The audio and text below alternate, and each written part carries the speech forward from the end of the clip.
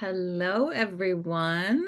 So wonderful to welcome you into our virtual room for today's conversations. This is wonderful. Feel free to add in the chat where you are joining us from so we can really lean into that we've got a collective from around the world and around the United States. Good morning, Shal. I see you're joining from Detroit. All ads. It's blizzarding here. Okay, all right. Warm hearts. We like that. We got Maryland. Love that. Love that. Also, as you're adding in the chat where you're joining from, I'm in California as well. I'm in Southern California in Palm Desert near Palm Springs. So I don't know whereabouts you are, but hi from hello, California. We got Tennessee. All right. Oceanside. Okay, gorgeous. You're near the water and I need to be there. So love it. So feel free to continue adding where you're joining from in the chat. Also, take a moment to look at your name as it appears on the screen, if it appears the way that you want. I know we pop in and out of Zoom all the time, so just make sure that it's there. We'll also make sure that we get a chance to hear from each person, and then we'll be shifting into our activities today with Dr. Patricia White. Just a little bit of housekeeping, and then I'm going to turn it over to Dr. Monique Y. Wells. This is meant to be community and conversation. So I invite you to have a cup of tea or a cup of coffee or matcha or whatever it is that you enjoy, and some water, and lean in. This is meant to be nourishing, not a training like you're having to take notes. This is nourishing. This is community. This is the things that we need that bolster us when times are really, really challenging. So you get to exhale here. You get to lean and receive. And that's the energy that we carry forward. So to that end, if there's anything that you need, feel free to utilize messaging me in the chat. I get to help hold the container while Dr. Patricia White shares her brilliance. So if it's technical or otherwise, let me know. And then other housekeeping is we will have breaks throughout the time we're going so that we will address that nobody has Zoom fatigue. You'll have movement and breathing and all sorts of goodness to nourish your body as well as your soul. And last but not least, you will get this recording. So when the event is done, we'll make sure that it's all prepared, and then that will be put into a secure location that will be just for this community. This doesn't go out for anything public consumption or anybody that isn't here. So know that. And along the way, if there's any questions that bubble up, feel free to ask, because the experience is here to nourish you, and that's our priority. And with that, Dr. Monique Y. Wells. Good morning, everyone. I'm going to tell you right now that my voice is a little gravelly today. I'm trying to fight off a cold. So if I sound a little bit deep, that's why. I will struggle with keeping the voice clear as we go forward with this little introduction. So, as Deb said, I am Dr. Monique Y. Wells. I am originally from Houston, Texas, and I have lived in Paris, France for the past 32, going on 33 years. I'm actually in Houston right now, dealing with some family things. And Shayla, for your information, I will travel to Knoxville on Monday, so I hope we'll be able to meet when I'm there. I am over the top thrilled to welcome you to this first Feminine Mastermind of 2025, brought to you by the L Cubed Alliance, which is the Wells International Foundation's Women's Empowerment Initiative. And for those of you who don't know, L Cubed stands for Lifestyle, Legacy, and Leading by Example. And we are all about empowering women, particularly women who are in leadership roles, to come to their personal and professional lives with their entire self. So, meaning that we are wanting to encourage and help women understand how to connect mind, heart, and soul/intuition, so that when you are going out into the world, you can make the maximum impact in your spheres of influence. And this year, we are having a series of events on the theme, Be Your Authentic Self in Business. Now, whether you are in business or not, take this to mean that we want you to be your authentic self as a leader in whatever role you are leading in. And our first session is going to be about genuineness. And we're going to have a wonderful, wonderful, wonderful, beautiful, talented, and very, very connected woman, Dr. Patricia White, talking with us today about genuineness. So, Dr. Pat White, I met her when we were both at The Ohio State University doing residencies in veterinary medicine. I was a pathology resident and she was a dermatology resident. And we were two of the, how I'll euphemistically say, dots in the veterinary sphere there. Very, very, very few people of color in veterinary medicine, and certainly not in veterinary specialties. So Pat, like me, has retired from veterinary dermatology. I retired from veterinary pathology. And Pat has now taken on the role as or of coach. And I'm going to just very, very briefly tell you about that. And then I'm going to allow her to expand upon her own introduction. So, Dr. Patricia White is a certified deep transformations and clarity coach. She enjoys working with women who feel unappreciated, overwhelmed, and undervalued with their own worth. And she does that with joyful, unapologetic authenticity. And when I and the L Cubed Alliance Planning Committee decided that we were going to do this series of events on Be Your Authentic Self in Business, I said, Pat has to be the first person to address this topic. Oh no. So, yes. So, take it away, Pat. Well, thank you, Monique, and welcome everyone. I'm in Atlanta, Georgia, by the way, in case any of you wanted to know. And I know that we've got an international group, but just I call myself the unapologetic authenticity expert, and it's because as someone who's been a veterinarian for over 40 years, I can confidently say I've never met an animal who apologized for being who they are. And in fact, I learned that animals communicate their boundaries better than a lot of people do. So, as a veterinary, what brought me to coaching, honestly, is as a veterinary specialist who happens to be a Black woman in a community of less than 2% Black people. I used to stay frustrated trying to convince people that I deserved to be in the room.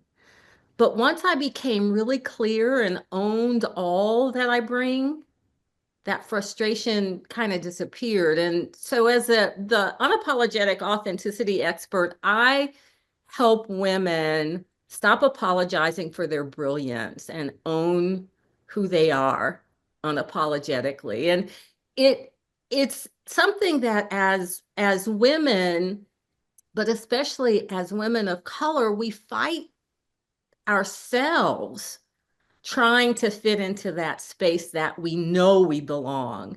And so I try to help people get over that hump. You already are all of that.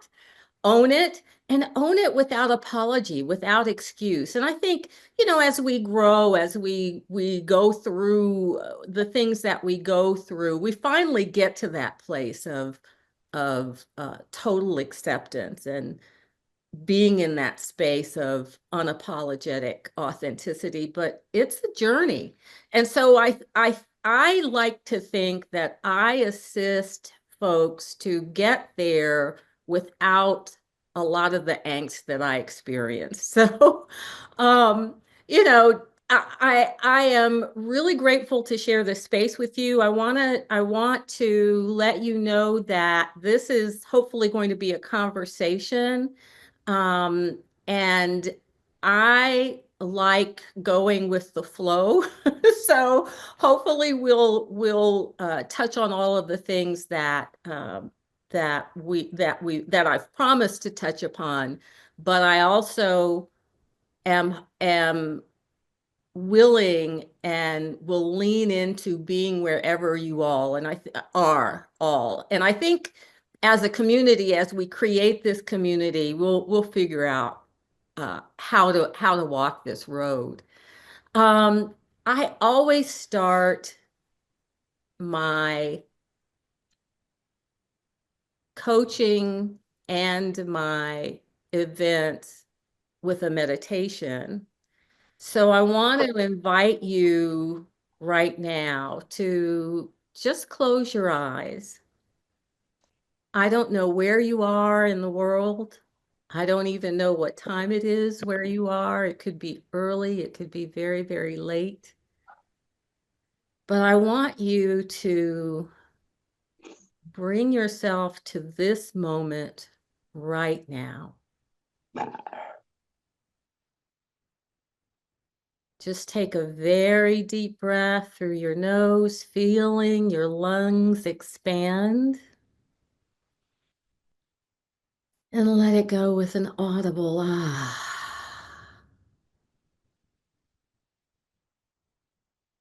Do that again, bringing in all of the energy that you need to be present.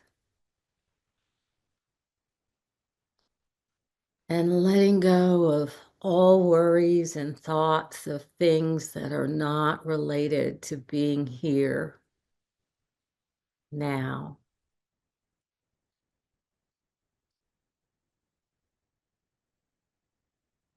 And as you continue to breathe, I invite you to take your index finger and thumb of both hands and touch them together with a lightness and rub them together with such attention and intention that you begin to feel the ridges on your fingers. And continue to breathe deeply, noticing the sensation.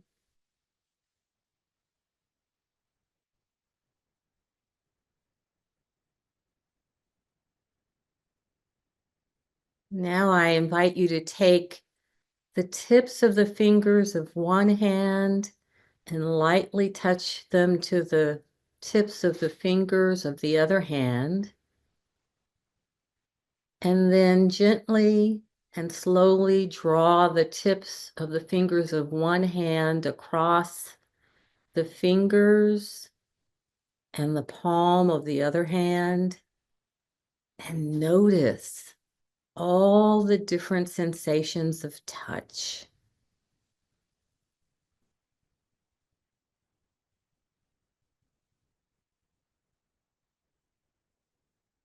Now do that with the other hand, tips to tips, down the fingers and the palm. And what do you notice?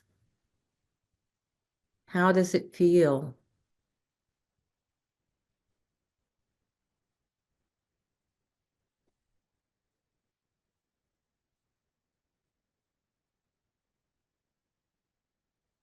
And just continue to breathe.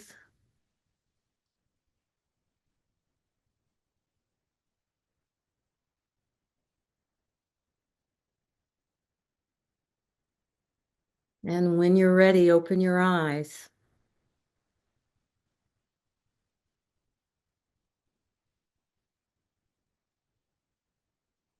And I'd like for you to share, if you are so inclined, what that experience was like for you. How did you feel before?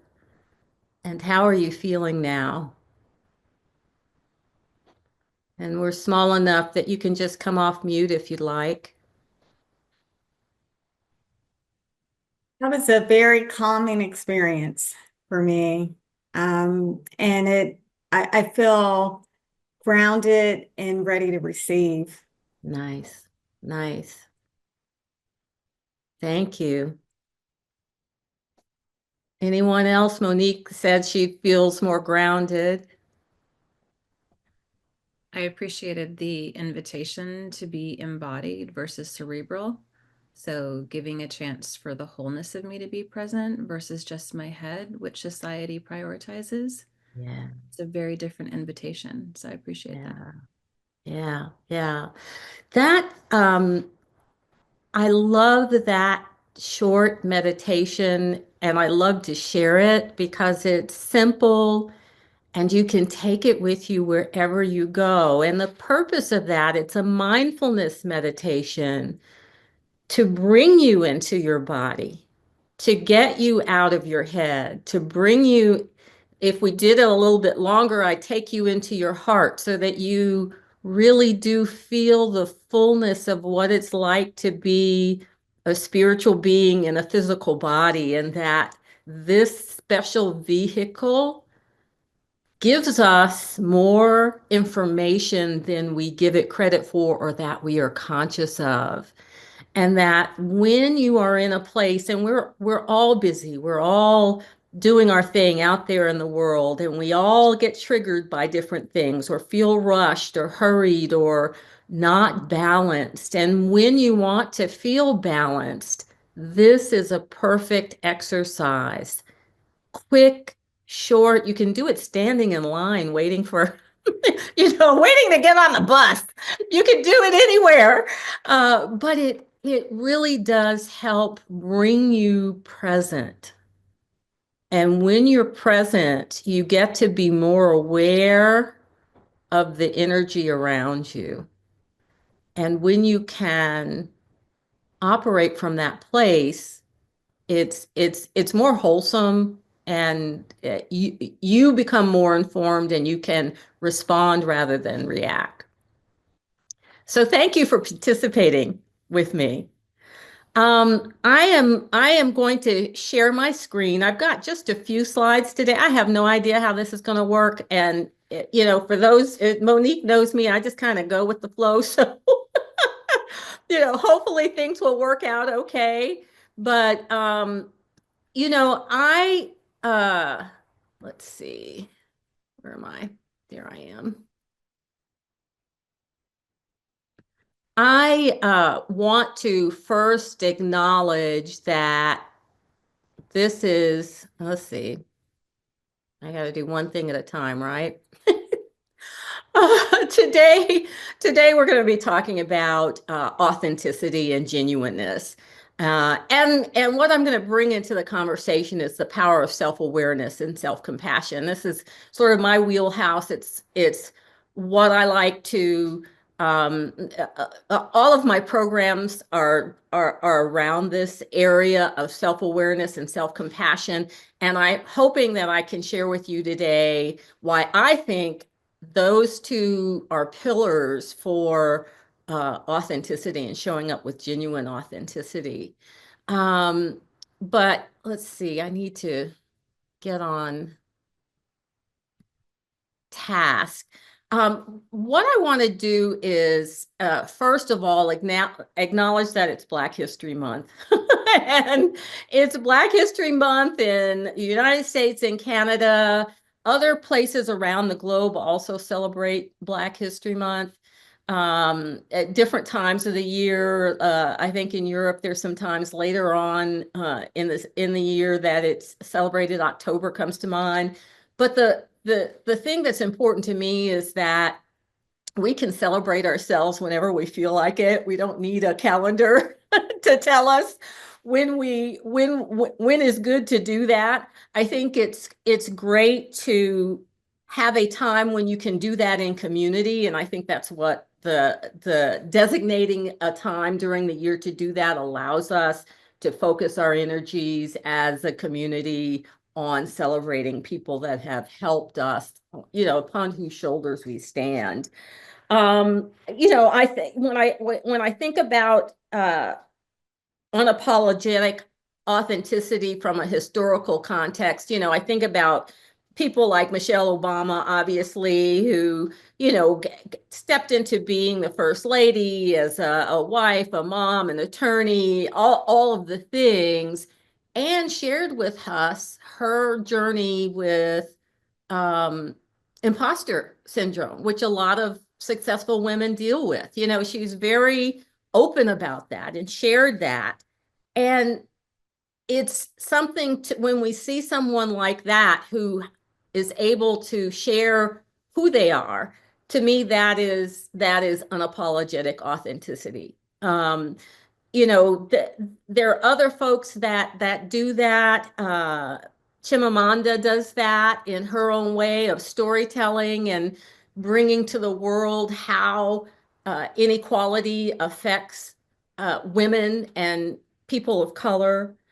But I want to share with you a hidden figure. And because I'm from STEM and so is Monique, and some of you also may be, uh, this woman is a badass. I'm just gonna say, uh, and nobody knows who she is. So I thought I would share today. Her name is Dr. Marie Maynard Daly. She was the first African American to receive a PhD from Columbia University and the first Black woman in the US to earn a PhD in chemistry. But the gift that she brought was twofold. From a medical standpoint, she did research with cholesterol and identified that cholesterol was the thing that led to clogged arteries, which led to high blood pressure, that led to heart disease. And so she really put into the medical community information that before her wasn't there and revolutionized our focus on diet and how diet has a role to play in the development of heart disease. Stress does too, in a very big way, especially for Black women, and don't have time to deal with that today. But I think that being able to identify these hidden figures and find out more about them helps us know that our journeys, whatever they are impacting the world in ways that we may not know, may never know. And that when we are true to our authentic selves, we get to do us in a way that feels congruent with us. And whether it makes an impact on the world or not is not our business. That we show up and do the thing is.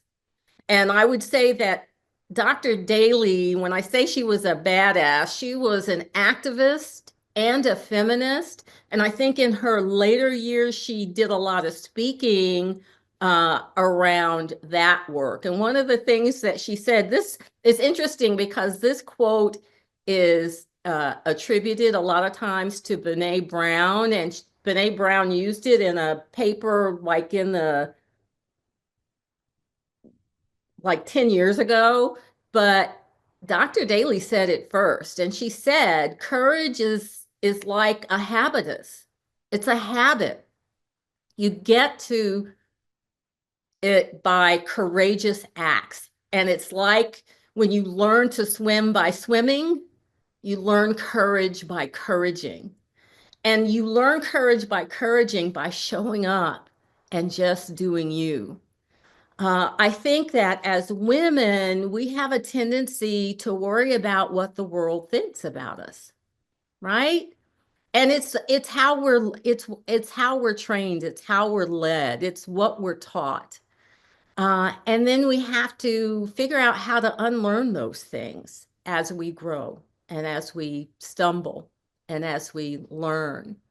So the workshop today, my hope is that we'll accomplish a few things. One, we'll talk about genuineness and authenticity. Is there a difference and does it matter? And of course, I have my opinion about that, but I would love for you to share yours. I want to cultivate, I want you to look at how cultivating self-awareness and self-compassion can impact how you show up with authenticity. It's to be a leader and to be a woman is a very different thing than the masculine. And you know, my thing in talking to women is I know that when we lean into all of who we are, that is where magic happens. And there are people that are men that get that and will walk with you along the path. And there are a lot of folks, men and women, that have bought into and still hold a patriarchal approach to doing business. And you've got to figure out where you fit and why. And so hopefully we can talk about that a little bit today. As women, we experience barriers to being authentic in work spaces. And so I'm hoping that you'll share what some of those have been for you and what your strategies have been to overcome them. You know, for me, my path is different from yours. It's different from Monique's. It's different from Deborah's. We've all had different paths, and we all have information to share that might help somebody in the room handle their journey differently. And so I'm hoping we'll have a chance to share that. And then at the end, I'm going to give you an invitation to craft a personal vision of what authentic leadership means to you. And I'm going to do that a little differently. I'm going to take you through a guided meditation at the end.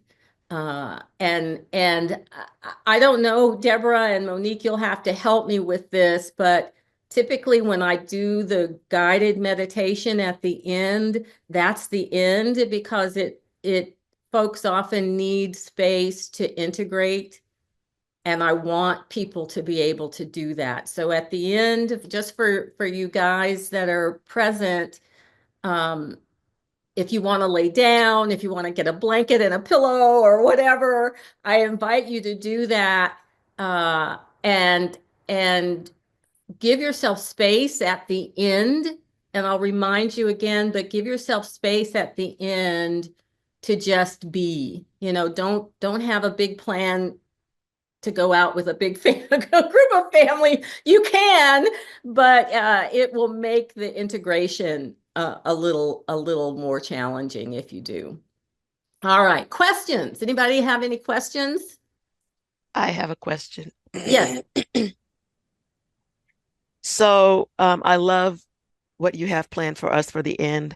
I would like to know how much, if any, time we will have during the course of the time we're with you today to just have people talk about for themselves, express their challenges, whatever they might be, with being authentic out in the world. All throughout. Okay, all throughout. I got Great. lots and lots and lots of questions. Okay. Y'all may not like them. They may make you feel a little uncomfortable, which is good. Which is great.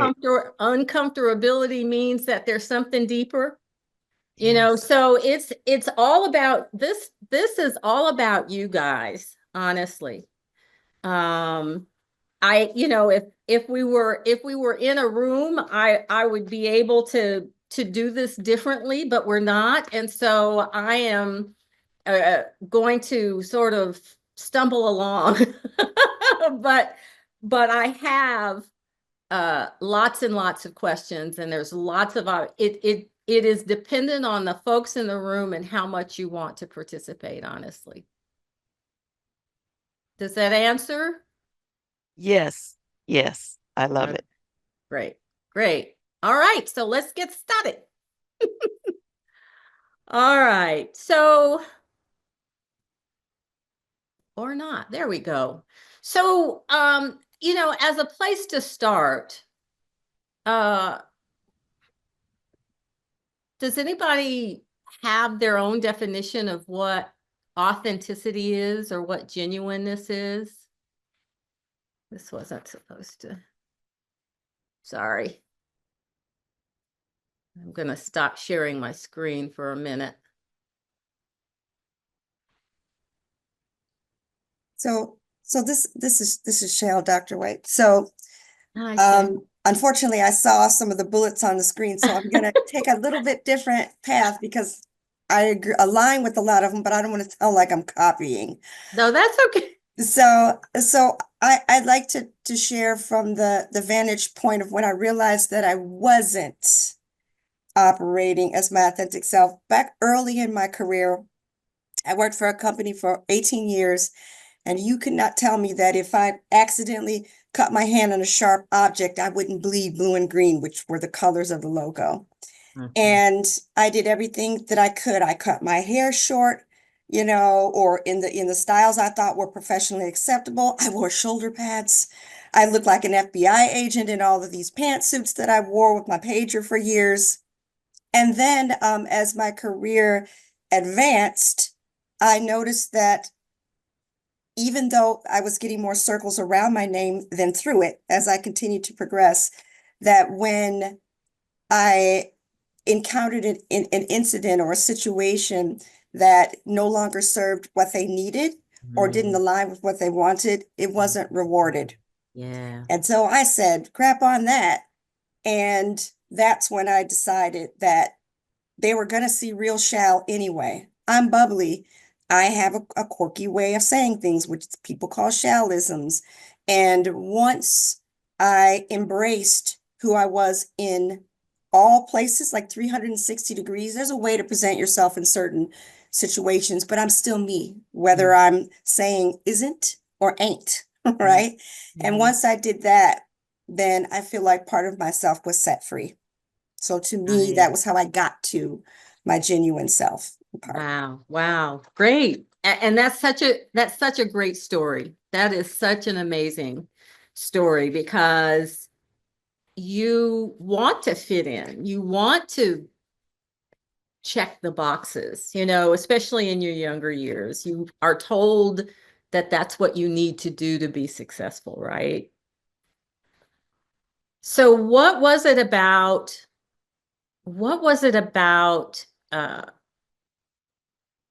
that journey that really turned the page for you? Because it sounds like you were doing all the things and you were checking the boxes. You were moving up. You were being successful. So Right. what about that didn't fit anymore? Well, I think it was a tipping point. I'll say this, and maybe it will show what that was. I was sitting in a room and expecting to have my 18th performance review. I had exceeds expectations for years. And I was informed that there was a $4 million budget overrun and they needed to make a 2% headcount reduction. So thank you for your service. Have a great day and your severance. And I thought, Wow. Yeah. oh my gosh. Yeah. Oh my gosh. Is this? No. I was waiting. I was looking for Ashton Kutcher to pop out because I just knew Shal was being punked. But no, it was real. So it also popped a few bubbles about indispensableness, and if that's a word. But that was it. I had done what I thought were the right things, and whatever mold it was they needed me to fit, whatever the organization's needs were at the time, I no longer fit. And that's also when something that I carry with me today popped into mind, that what the business values by what they invest in. I also made a lot more than people around me. And in fact, the last project that I did, I actually met my replacement and didn't even know it. So they had less responsibility and like two more people that they hired. And so I didn't even know they were going to be doing the job. I found out later from folks that were still with the company. So what was your takeaway? Just curious. I even in my personal life, I carried the responsibility of making sure I represented well. So after that, I wore the blouse with the top two buttons unbuttoned. I took dance classes. I wore my hair. I grew my hair down as long as I could get it, And I started by sitting in front of the mirror because at the time I was also going through a divorce at the time. And I just remember, and it's gonna get personal here, but I was Lady Bird Johnson. I was in my birthday suit, and I was looking in the mirror, and I had these sticky notes, and I just told myself, "You are beautiful. You are smart. you are loved, and there were a couple of other things on the list. And I just kept saying them until I believed all of them. And then that's how it was from there. Now, I'm 51 now. And so as life has gone on, I've evolved. So it's a journey. I'm realizing that's infinite, right? And Yeah. so that was one point in my life when I evolved. So I would say that that journey to genuineness is never complete because there's always new experiences that expose us to shifting who and how we are. Wow, what a powerful statement. I'll let you teach the rest of the thing today. But truly that is awesome. And thank you for sharing that story. I think, getting to that place of saying it really doesn't matter. I'm going to say it differently. What matters to me is what is most important. And in showing up authentically, have to ask myself what I need and then give it to myself.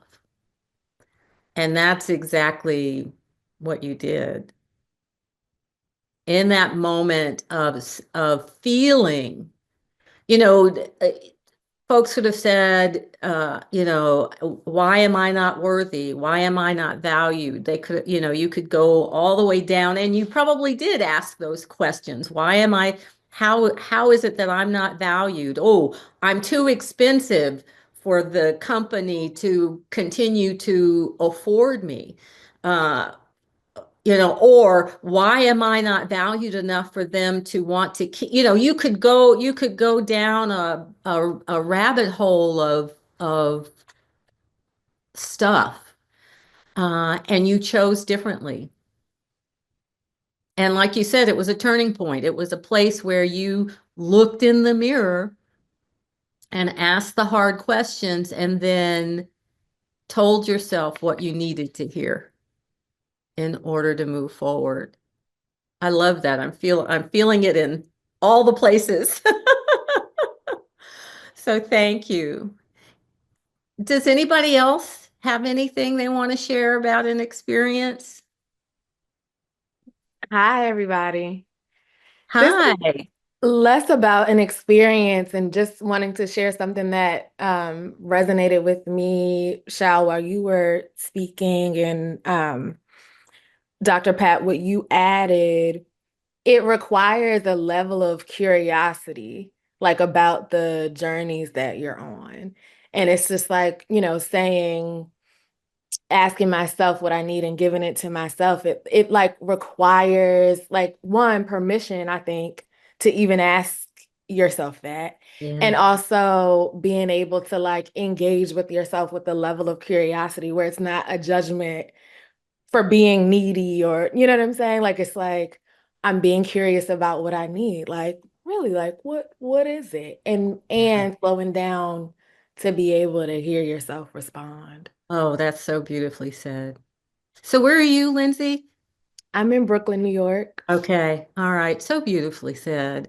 I think giving yourself permission to be human, giving yourself permission to feel the things, to feel all the things and not be in judgment of yourself. I mean, we are our harshest critics. So being in that place of non-judgment or recognizing the judgment and forgiving yourself for having those thoughts, which is even more powerful because we're going to have those thoughts. That's a piece of that's part of the self-compassion piece is, recognizing that, you're feeling a particular way, you're thinking a particular way, you have you have this belief system and recognizing that it's not serving you. But the first step is the recognition. So that's really, really, really nice. Anybody else? I like to add. Any? Hi. Lorraine here, and just listening to what everybody was saying, just Lindsay said it perfectly. When she was talking, I was thinking authenticity is about being present, you know, Mm. um, because when you're present, you're in the moment. Whereas also thinking about what Shell was saying, when we grow up, we're given this formula to follow. You got to show up a certain way, and you got these cues, and you can't say this and you can't say that. And I ran into, I've been using this term lately. Like, I feel like for a long time, I was the approachable black, so to speak, at work, where people would, genuineness and, listen and create safe spaces, but yet wasn't really being as authentic as I wanted to be because I didn't feel safe to be authentic. Um, so with that said, when the COVID and George Floyd death, a murder happened, I literally, my world got turned upside down and I had to unlearn some things and question some things. And I got tired because in being, trying to think always 2, 3 steps ahead in every conversation. And when you walk into a room, you're taking in who's there, who's not, and all that kind of stuff. I just didn't have it in me to do that. And I literally was forced to just show up however I showed up, and you got to deal with it. And I Right. really started honoring what I say yes to and what I said no to because I was tired. So that Yes. was the era of me becoming more authentic and becoming more real. And it's so easy to just fall back into wanting to feel safe, Yes. even after the fact. But more and more and more, I'm like, no, pause. Is this something you really want to do? Every invitation you don't have to say yes to. It's Mhm. okay to speak your mind, all kinds of things. So I could go on. Right. Right. No, it's perfect. And I think that the issue of safety is really um, foundational for Black women, that when we are in these big spaces, and it depends, I was lucky as a veterinarian. I was in academia for a while, and became really clear very quickly that this was not my space, because um I had the reputation sometimes of not playing well with others. And when what I realized was, it's not that I'm not playing well. I'm not doing what I'm told, and you have a problem with that. I can't help that you have a problem with that. I'm a big girl. I don't have to have some male figure, whether they're male or female, but this, figure tell me what to do. We can have a conversation about it. But if I'm going to show up, the short story is, I created my own practice so I could make my own rules and have my own space and not have to answer to anybody. So, I kind of created a bubble because I did not want to deal with the world over here. But you learn very quickly that you can't do that. That if you're a part of this planet, you live in this world, you're going to work with people. You've got to figure out how that works for you. But a lot of times in corporate spaces, in entrepreneurial spaces where you have to step out of that space to ask for help, and we all need help, we do have to be conscious of who we trust. I call it that creating a circle of trust. There's a conversation about vulnerability, which I don't think this is my personal opinion, I don't think we have the space to be, because to be vulnerable means that you're safe. And we're almost always having to check our left and our right to see who's in the room with us and what their intentions are. So the safety piece is key. But I think when you choose to be authentic, it removes all of the barriers that are associated with telling a story or showing up in a particular way that's not real for you. did I act this way with this person and this way with this person? And what if they're in the same room? Who do I show up as in this space? Trying to appease them and make them comfortable for me being in the room. I don't have time for that. Like you said, I'm tired. I was tired a long time ago. And so I appreciate your saying that, because you still have to go to work. You still have to do the work. You still have to be a part of that work community. And how you show up is your choice. How you show up is your choice. So, thank you, ladies, for sharing and being vulnerable, because like I said, this is a safe space. And I think when we have these discussions, we understand how we really are not on this path alone, although sometimes it feels like we are. So in talking about vulnerability, I'm going to share my screen again, or I'm going to make an attempt to do it successfully.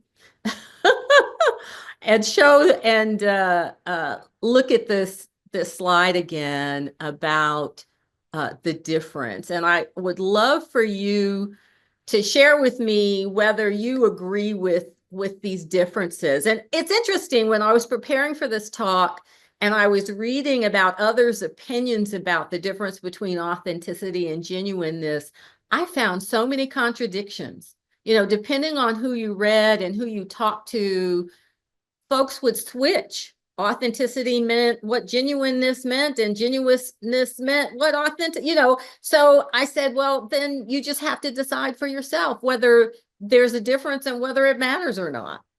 So what I came up with is that authenticity is where everything starts, that you take deeply aligning actions and words that reflect your internal beliefs and values. So it's very definitely value-based. And then you're consistent, you're straightforward, you're honest, even when the truth is uncomfortable. You're self-aware and open to growth, and there's very little pretense. People can count on you to show up as you, wherever you are. Genuineness is the same thing as authenticity, but it's in relationships. That's the difference that I made, that genuineness is relational. So it's how people experience your authenticity. And especially in business transactions, whether there's transparency, whether there's fairness, whether there's ethical behavior, how concerned you are about how your actions affect others, impacts how you show up with genuineness. So I want to pause there and find out, what do you think? What's your impression of, is there a difference, and does it matter?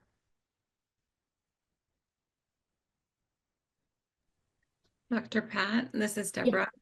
Yeah. For me, one of my core life values is authenticity, because for me, it's my true north compass for my divinity.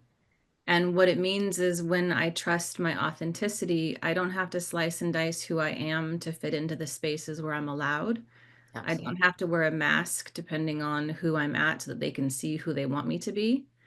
And when I finally embraced this, I realized how much ease and grace I was able to give myself, because there was so much less energy required to be performative, to be something I'm not, depending on the spaces where I was at, keeping myself small so other people didn't feel me. And the authenticity didn't mean that me being me meant that there was less for others to be themselves, because authenticity makes room for reverence and makes room for everybody's lived experience, because my divinity sees your divinity, and there's plenty. Yeah. And so that's where authenticity for me as a core value was so empowering, as well as so loving. And genuineness for me allows me to be able to see other people's presence, but not have to shift who I am based on who they are. Like I can honor your lived experience and I don't have to mirror it.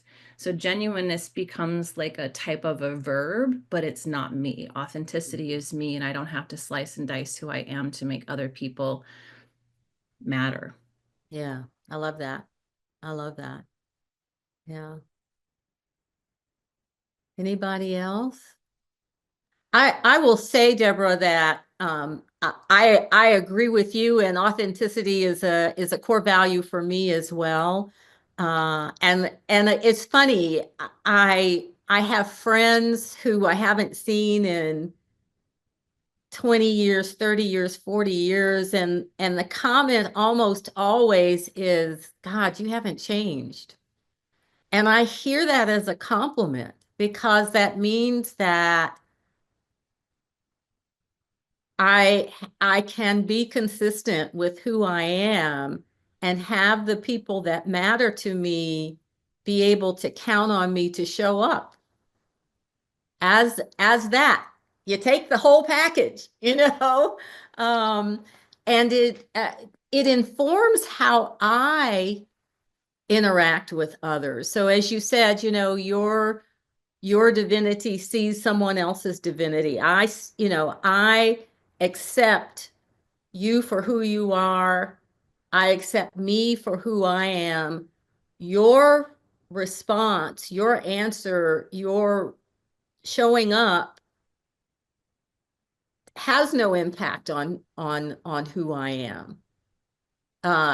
It may impact how I relate to you, depending on how open you are to receiving me as I am. But at the end of the day, having that, for me, the genuineness piece is the relational piece. I think that they are kissing cousins, you know, they're connected at the ankle and the wrist, you know, so they walk hand in hand. And for me, there's not really a hard line between the two. They're one and the same. I think that you can be authentic and maybe not feel comfortable in the relational piece. You know, so some people are more outgoing, some people are more willing to be open and allow others to see their authentic selves. And I think that's the genuineness piece. And I think it can impact how we show up at work, and we'll get to that in a little bit. But I think I think the lines are blurred between the two. Anybody else? I want to I wanted to say that when you when we were conversing about, how this event was going to roll out and what you wanted to discuss, the question of is there a difference between authenticity and genuineness really took me by surprise. Because I think everybody talks about being authentic, but in my experience, people are not using the word genuine, Mm-hmm. you know? And so I just want to know, for everyone who's on this call, how many times do you actually think about genuine? What is truly genuine? Do you think of yourself in terms of I'm being genuine or not? I think we are sort of trained to think about authenticity and feeling that it's a virtue, and are we falling short of that? But I'm not sure that the word genuineness or genuine comes up in the same way. So I'm just curious. Well, I'm curious, how do you distinguish them, Monique? Because I Well, hear I never thought about it, is my point. I think I would have put it all into the bucket of authenticity and not try to separate genuineness out. mm, mm, I love that. Mm. Yeah. So I'm just curious. Yeah, me too. I was gonna add, I really like the way that you framed, Dr. Pat, that you framed genuineness as like the relational aspect, because I'm thinking like about conflict and about how like I think in professional spaces and personal spaces, it's not like we're not socialized often to like handle conflict in a way that promotes like greater relationship. And Yeah. so we just avoid it. But it's just like being genuine means to me through relationships, it's like you can see another person because you're seeing yourself, you're coming from an authentic place, and also something that can sustain like challenge or conflict and like still maintain like a genuine feeling and a genuine connection. Yeah. Yeah, I like to add to that. I first thought that sometimes you do things because it's the right thing to do, or if it was you, you would want somebody to do it for to you. But I feel like genuineness is there's an ease to it, right? Mhm. It's just something that naturally, in my opinion, comes out of you because you generally there's a genuine want to not harm others. Yeah. And as well as there's room in case somebody gets hurt, you want to repair. Right. So And there's just more of the you're ease willingness. I love it. I love it. I love it. So, what you're describing, and we're going to get into this too, is compassion. And what compassion is the ability to see that something or someone has been harmed, have a feeling about that individual being harmed, wanting to help that individual out of harm, and actually doing something about it. It's all four of those steps.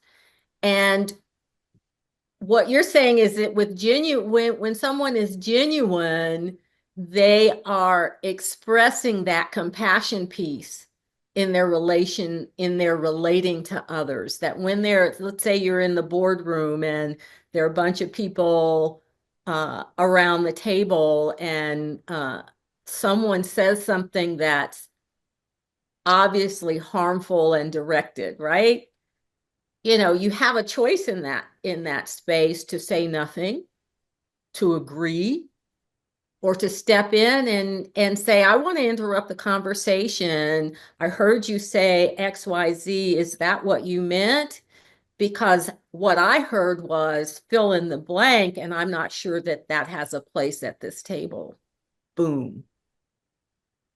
You have shown up with authenticity, with genuineness, and you have used your voice as a way of preventing harm to someone else. So you've exercised compassion for that person. It could be you that was being harmed by the words that were being said, but you also have exercised self-compassion by saying, that did not land with me in a positive and good way, and I need to speak up. I need to take care of myself by using my voice in this moment. That last piece is very powerful. I think women in general are always looking to help others if they can, when they can, and not and putting their own needs second, third, fifth, 100th. Table. you know. So that is very powerful for me, what you've just said, that in speaking up for someone, you are also doing yourself um not a favor, but you're You're taking care of yourself. yes, you're taking care of yourself. That's very powerful. Yeah. And what I want to say is that is showing up with all of you, that is expressing that you've crossed a boundary and that's not okay, and communicating it in a clear and focused way so that everyone in the room hears it. Mm-hmm. Not just the perpetrator, Mm-hmm. but everyone else has now been informed how you want to be treated. Mm-hmm. And that's real power. It is. So tie that back into the conversation about being vulnerable, because I think earlier you said that you really don't want to be vulnerable if you're not in a safe space. But Yeah. this kind of environment is would not be considered a quote unquote safe space. And yet in speaking up and showing your compassion, it makes you vulnerable. Does it? Well, does it? I guess that's the question. Does it? So what does vulnerability mean to you? I guess it means that one would be in a space or in a situation where it would be where unwanted things would come in and you would not necessarily be able to defend or deflect or Mm-hmm. yeah. But I guess at the core of vulnerability, it's just that you are uncomfortable. You are uncomfortable for whatever reason. Mm-hmm. Right. So vulnerability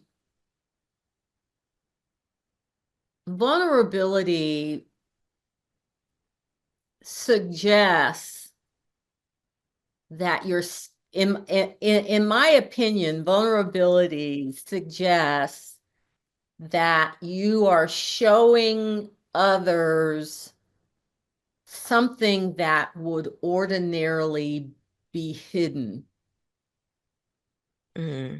You know, it's kind of like a dog rolling over and showing you their belly. You know, that's Mm-hmm. vulnerable because that's Mm-hmm. their weakest part. Mm-hmm.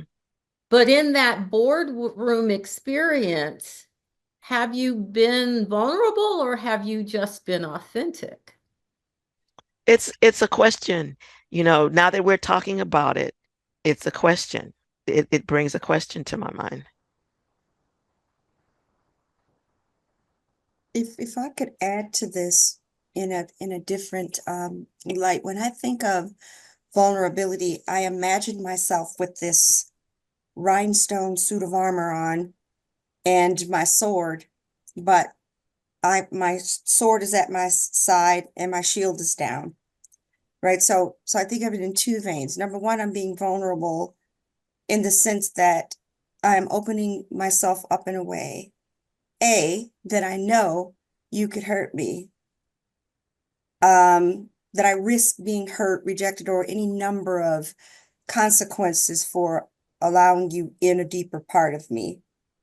And then secondly, from a professional perspective, when I think about vulnerability, I'm thinking about if I let you see me in a certain state, that it could tarnish, alter, or negatively impact how you see me, thus could impact things down the line. Mm-hmm. It's really hard, but the truth is sometimes whether you think you're putting out a good front or not, you can see it. Again, I was thinking about something in the past, and if someone asks me, now I have to be very introspective, right? And if someone says, "Hey, are you okay?" Now I'm thinking, I've got the smiley mask on, but I don't, because I can't see what other people see when they look at me. Mm-hmm. Mm-hmm. And so even when we think we're masking and we don't want to be vulnerable, real life and that authentic part of ourself, when it overflows, it shows up whether we want it to or not.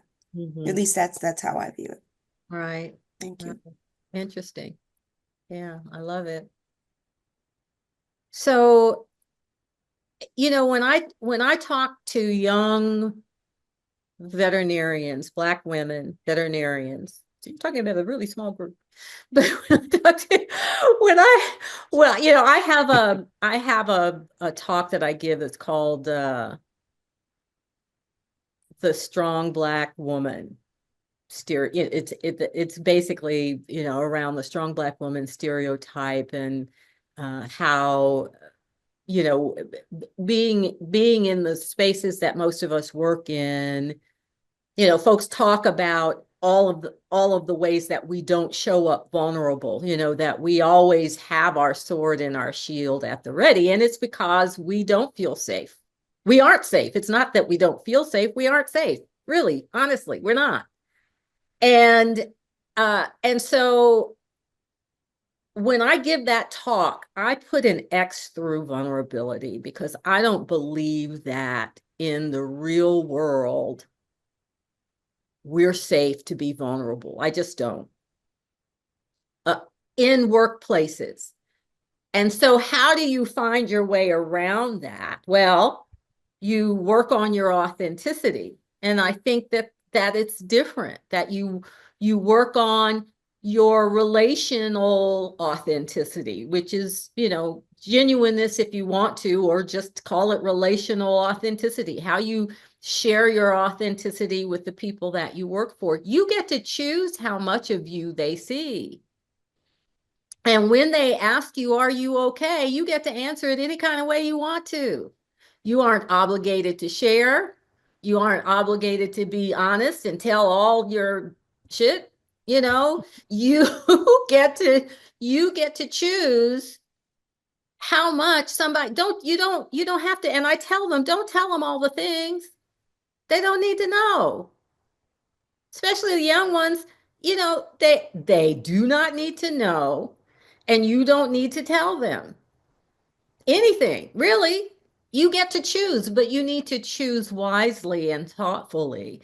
And it starts with being really clear about who you are. So rather than worrying about what's going on out there, worry about what's going on here. And not so much here, but inside. Our feelings are our GPS. They give us information. And so often women are told, we don't care about your emotions. We don't care how you feel, blah, blah, blah. Our emotions are our superpower,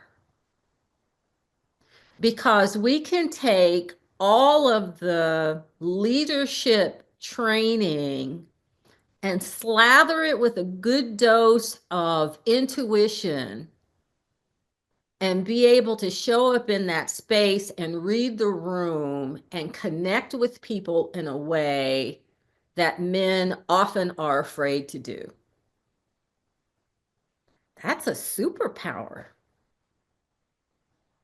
that we are often made to feel less than for having. But think about if you could ignore that messaging and embrace all of you. And Monique knows I curse, so I'm just hoping I'm safe in this place, in this place, to be my authentic self. But we're the shit. Own it. Own it.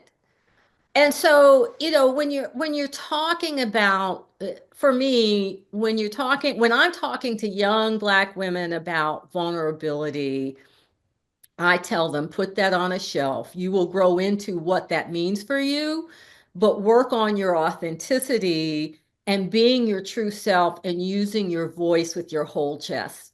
That's the part that you need to work on. How do you do that in a way, because there's certain words that you can use and certain things that you shouldn't use. I'm working on this thing. It's so funny. Uh, it's what you want to say and how you should say it, and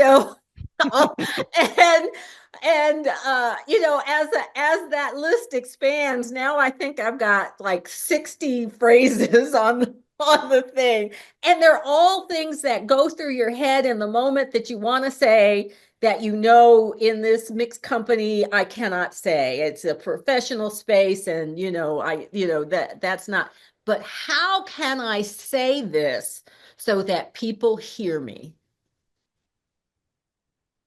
And you speak through your authenticity. And some days that means you don't say anything at all. Silence speaks louder than words sometimes. But I think that, it's just my 2 cents worth that I don't, that whole vulnerability thing, I think it's great when you're in a relationship with your significant other. Or you're in family situations with really, really close people that you can show up and take your armor off. I think in this space, when you create circles, women's circles, that you can, depending on who's present, create a space where you can be vulnerable. And that is a step beyond authenticity. That means that I share things that are really alive for me in this moment that I need help with. And hopefully there's a sister here who can hear me and who can help me with this because I need help. And I think that's what sister circles are for. Those are the places where you can be vulnerable, that you can show up with your whole heart and ask for attention to the tiny little cuts that you've experienced all week.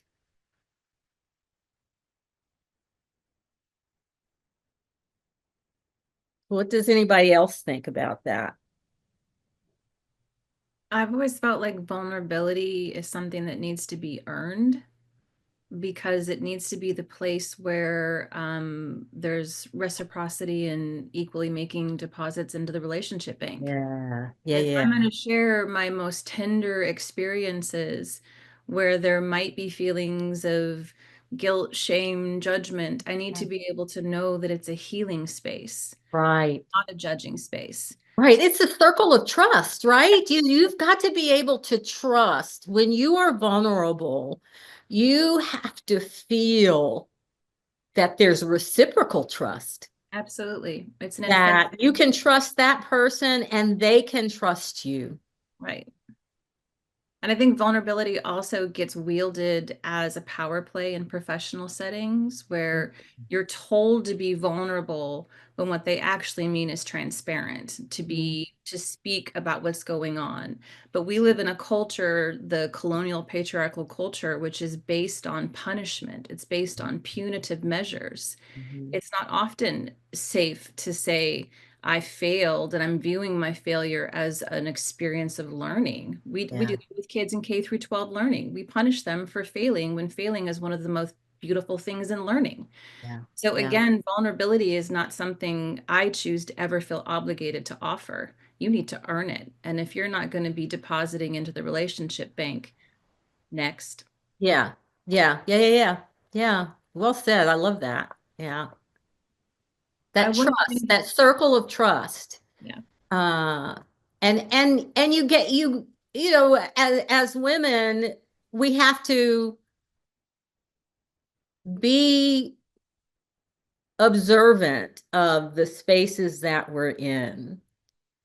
And I think when we are, we can identify people that can be included in our circle of trust, just as we can identify folks that pretend to be allies, to be helpful, to be trustworthy, and we know in our gut that they do not belong in that circle. And we have to be okay with that. And then we have to, and when you operate from a place of authenticity, you don't have to change up how you are with different people. You just get to choose whether the veil goes up or down. This is who I am. I will always be this person. You get to experience me through the veil, though, because you have not earned the right to be in my circle of trust. Yeah. Thank you, Deborah. That was great. I feel like we're at a beautiful place to take an intentional pause. If that's Okay. to you. Thank you. That's perfect. Okay. Perfect. We're going to So, go ahead and take 10 minutes. Everybody okay. can step away if they need a bio break, water, stretch, whatever feels good. We'll be here in case anybody needs anything, and then we'll circle back with more of Dr. Pat's brilliance in 10 minutes. All right. See you guys in 10.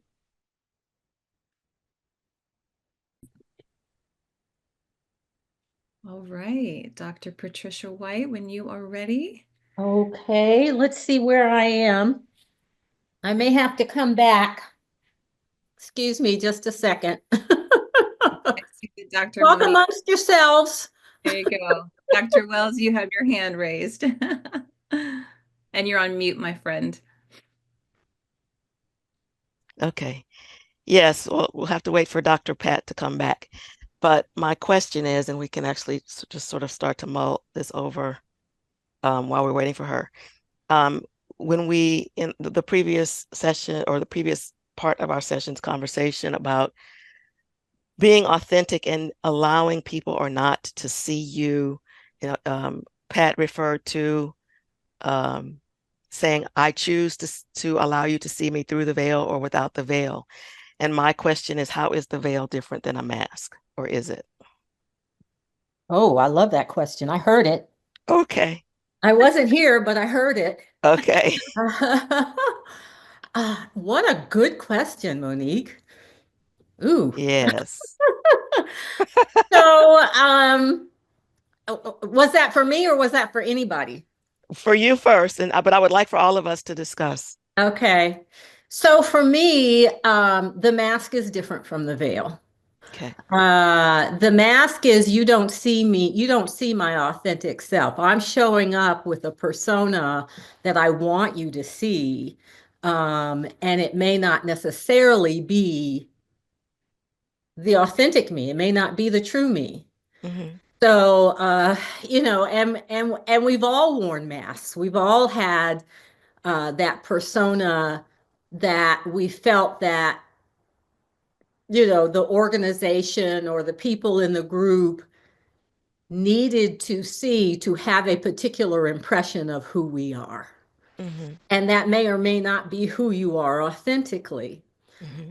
For me, if I am working from that place of authenticity, I'm that every day. And I don't put on a mask unless I intentionally do that. And I'm not even, I'm sure I can think of situations where I would want to do that, but I honestly, in this moment, can't think of moments where I wear a mask, but the veil is always there. And what that is a thin sheet that allows me to let you see. Sorry, I'm getting cat hair out of my mouth now. It allows you to see what I want you to see, but not as much as, say, I would someone that is potentially in my circle of trust. Okay. So, if you ask a question, I may not answer it or may not give you a full answer. Mm-hmm. I am not going to tell you something that's not true. I'm not going to direct you in a direction that you're not intended to go. There's no fancy footwork or uh, dishonesty. There is transparency there, but you can ask, but I'm not obligated to answer. Mm-hmm. And Okay. so for me, that's the veil. If you aren't in my circle of trust, I can show up authentically, but that doesn't mean that you get inside my world. Gotcha. I get to control that. And Mm-hmm. I don't apologize for doing that either. Mm-hmm. Because you haven't you haven't earned the right to be in that space. Gotcha. So, you may not be happy about that, but that's not my problem or my business either. Mm-hmm. Can Mm-hmm. I just jump in? I have a small example of exactly, I couldn't have said this better myself. This is exactly how I feel about it. Um, yes, that's a you issue. Um, hi, I'm MC. I was a little late, sorry. Hi. Hi, nice to meet you. So I live in Paris along with Dr. Wells, and not with her, but we both live in Paris. Yes. And and as an American in Paris, almost every single day people ask me where I'm from. And I haven't lived where I'm from in like over 15 years. I don't really identify with that place. And it's not for me when I'm first meeting someone, it's not really information that I feel like I need to disclose just because they asked. Because then it always like leads off into some other conversation that I don't want to have. And like after being asked the same question over and over again, I just decided that I just don't answer it. And that for me, that's because before, at first, if I didn't want to answer the question and tell people where I'm really from and have this whole conversation, maybe I would lie. Maybe I would Mm. say, I, I'm from California, which is not technically true, but I did move here from California. So, like, you know what I mean? So the gray space. Um, but I don't really like to lie or misguide people. So I just started saying like, actually, that's like I'm American, and that's as far as I'll go. As far as the state, it's not my responsibility to satisfy your curiosity. We don't talk about that. Usually I just say, oh, we don't talk about that. I live here. I've been here for a long time now. If you want to know where I live in Paris, that I can freely tell you. And most people are okay with that answer. Some people like to push and like, then I have to know. And to those people, I just excuse myself from the conversation. And that's a way that I can live with the veil without putting on a mask and lying or misdirecting or anything like that. It happens to me almost every day. It happens so often. So I've gotten really good at my gauging of the situation and if I need to escape or if I can continue conversing with this person. That's it. And do people ask you why you don't want to talk about it? And how do you Sometimes. Sometimes respond to they that? do. And I invite a why. I'm cool with a why. And usually I'd say like just what I told you guys, like I haven't lived there in a really long time. I don't identify with that place. It's not really something that you need to know as someone who's meeting me for the first time. If we continue our relationship in the future, if we become friends, you'll find out because it'll be in stories that I tell you about my life. You know what I mean? And if, most people are okay with that too. Like, okay, fair. Like, it's not really going to give you anything about me, which is part of the reason why people ask that as a getting to know you question. Right, Because right, usually you can, oh, I'm from Houston. Okay. Oh, I know about Houston. Yeah. Okay. And you can relate. right, But if there's nothing to relate there, I don't want to relate to that place. And then it's a moot point and it doesn't right, really matter. And, you'll find out later if we become close. right. Yeah. And don't you think it is a default for people to find a common ground with you? Yes, but that's because people don't really put a lot of thought towards thoughtful questions. And I've been surprised actually. There was one instance where I was at the time I was at work. At the time I worked at Disneyland Paris and I met this guy who was like high up. I didn't really know what his title. I was new.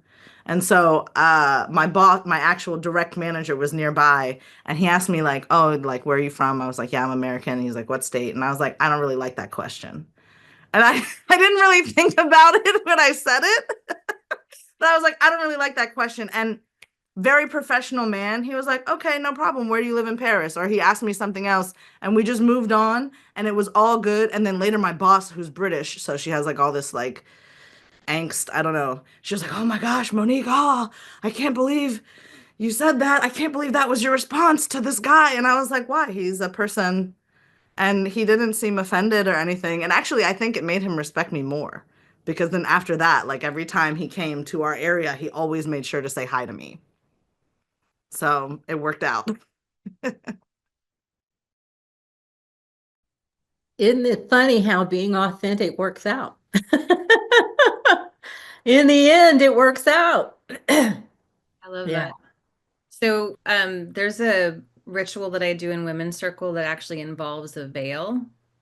And so from that aspect of like where it lands with me, a mask is other people's definitions of how we believe we have to show up. So it even feels uncomfortable to wear a mask because it's not, it's the rules that we've been told to show up as a wife, as a woman, as an employee, as a community member, as a daughter, as a caregiver, all the things. And because they're not us, not only do they feel so foreign, they're very thick. You can't even feel where it melds into you because it's so like taking it off and setting it there. It was never meant to be mine anyway. Yeah. A veil is transparent, but at the level of thickness that you need in, as Dr. Pat says, the circle of trust. So there's always some transparency, but the level of thickness is based on how close I've chosen to bring you into that trust with me. And we're both, again, making deposits into the relationship bank. And so my level of thickness of the veil starts to dissipate the more that we've both decided to be present and it feels salient to start showing you other pieces of me. And then if we've really decided to lean in with full unbridled joy to be present in a circle, then the veil gets to be dropped completely because then real healing is accessible because we've all said, I'm going to show you the fullness of me because Yeah. I know that I can be and heal and exist with you in full transparency. Yeah, and you're saying I don't mind you seeing the warts and the scars and the sores and the open places, because I trust that you will not take advantage of those areas of vulnerability in my soul and my heart and my spirit. Yeah. And we go from a place of I don't mind to I actually invite it Yeah. because I realize that true community care is the way that we were created to be on this earth. Mhm. And so when I can see that it's this infinity loop of healing, I actually desire dropping the veil, even when it's raw, even when it's scary, even when it's, oof, I've got the butterflies because I know on the other side is so much more goodness for me. It's the accessibility to joy that I get from being in true community. Yeah. Yeah. Thank you so much for sharing that. Yep. It makes, So oh, go sorry. ahead. Go ahead, Lindsay. Well, I was just gonna add, it makes me think about like acceptance, like self-acceptance too, like to be able to be like in community, and kind of like how community supports like connection to self, and also how like the veil to me also like requires or like supports like a level of discernment. So and it's just like in a space where there's a level of control that's like the good kind. And then with a mask, it's like, sometimes it can kind of appear or be formed through survival. Like you're trying to survive this moment. Like I need, like Deb was saying, like it's a weighted, it has a heaviness, it has I have to put this on. Because there's no way to like disarm the environment that I'm in. Um, yeah, that's just what was coming up for me. Yeah. Wow. So the mask is part of your armor. Mm-hmm. The mask is part of your armor. The veil is, uh, I think the thought is, the dancers that dance with a veil, you know, that they're that you're able to see the dance and you're able to see their movement almost without seeing them. But as they drop the veils, you're able to see more and more of them.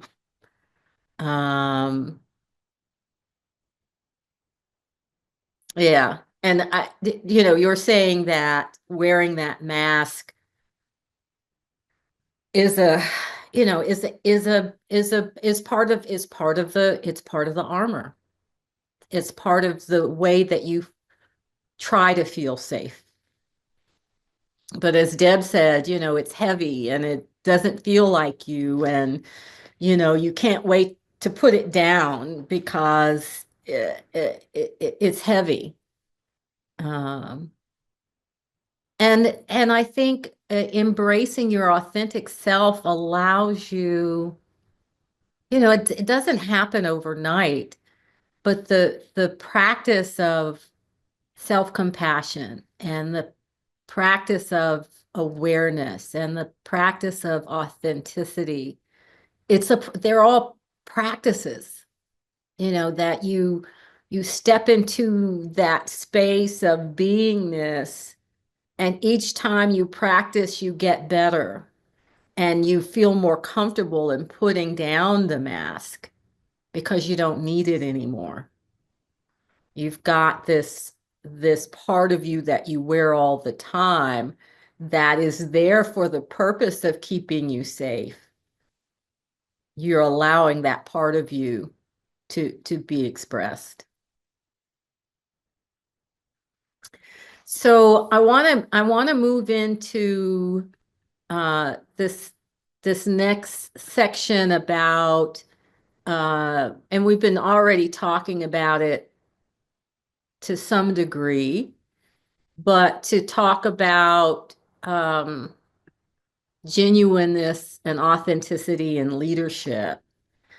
And I think about, being able to be authentic as a leader. What does that mean to you, to be an authentic leader?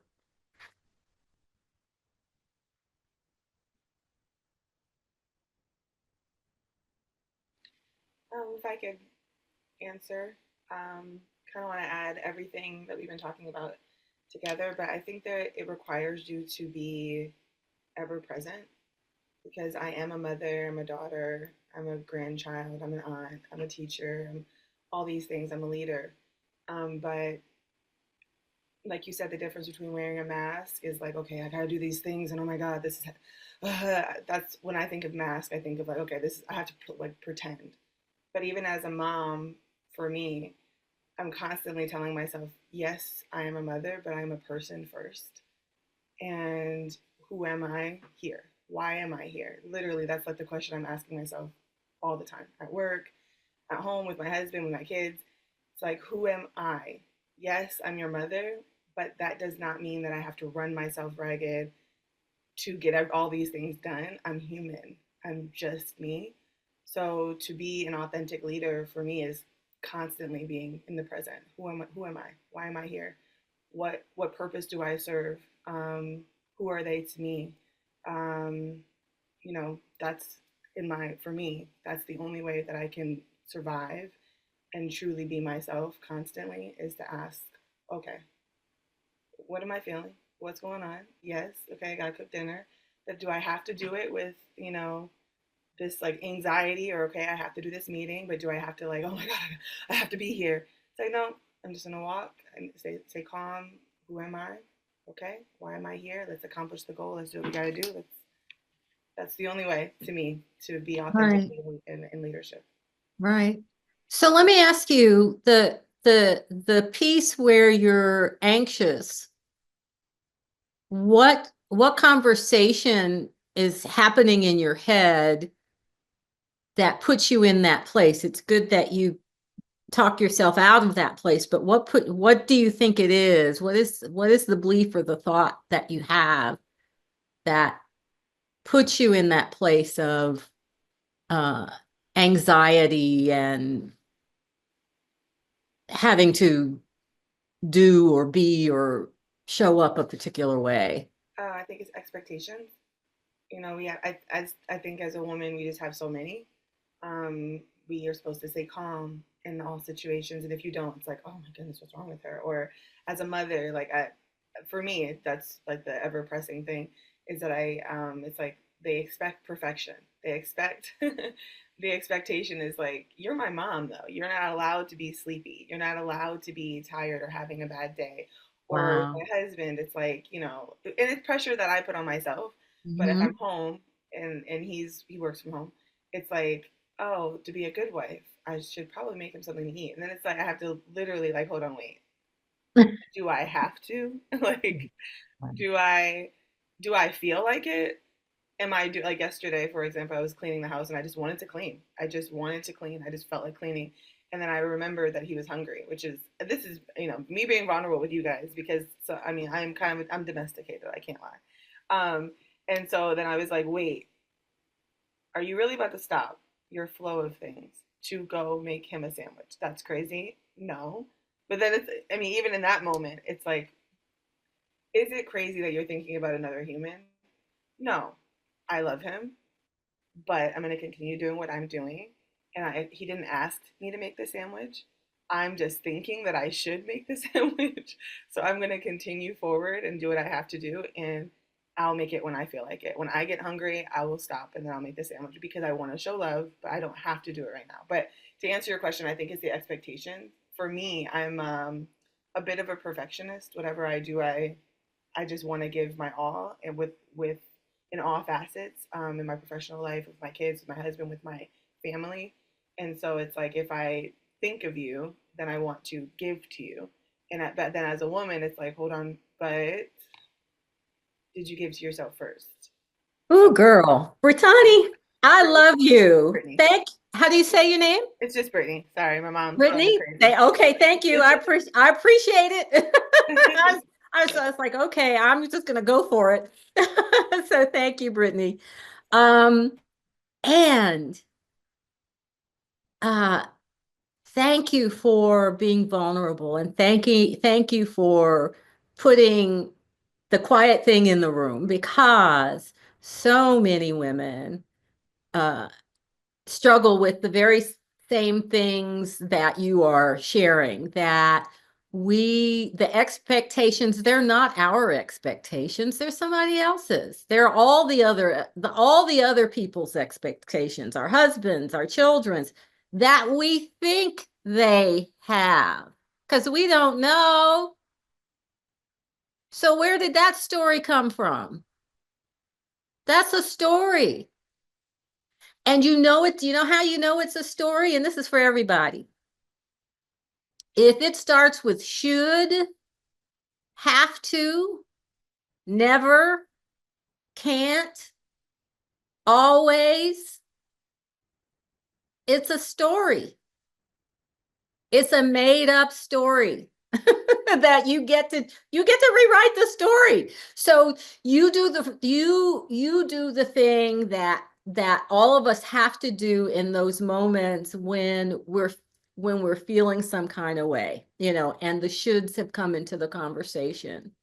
And that's to interrupt the thought and say, why am I feeling this way? Well, I'm feeling this way because I'm a perfectionist and I feel like I should be doing all the things, or I'm a wife and I should be taking care of my husband, or I'm a mother and the expectation is that I'm available for my children even when I'm tired and can't keep my eyes open.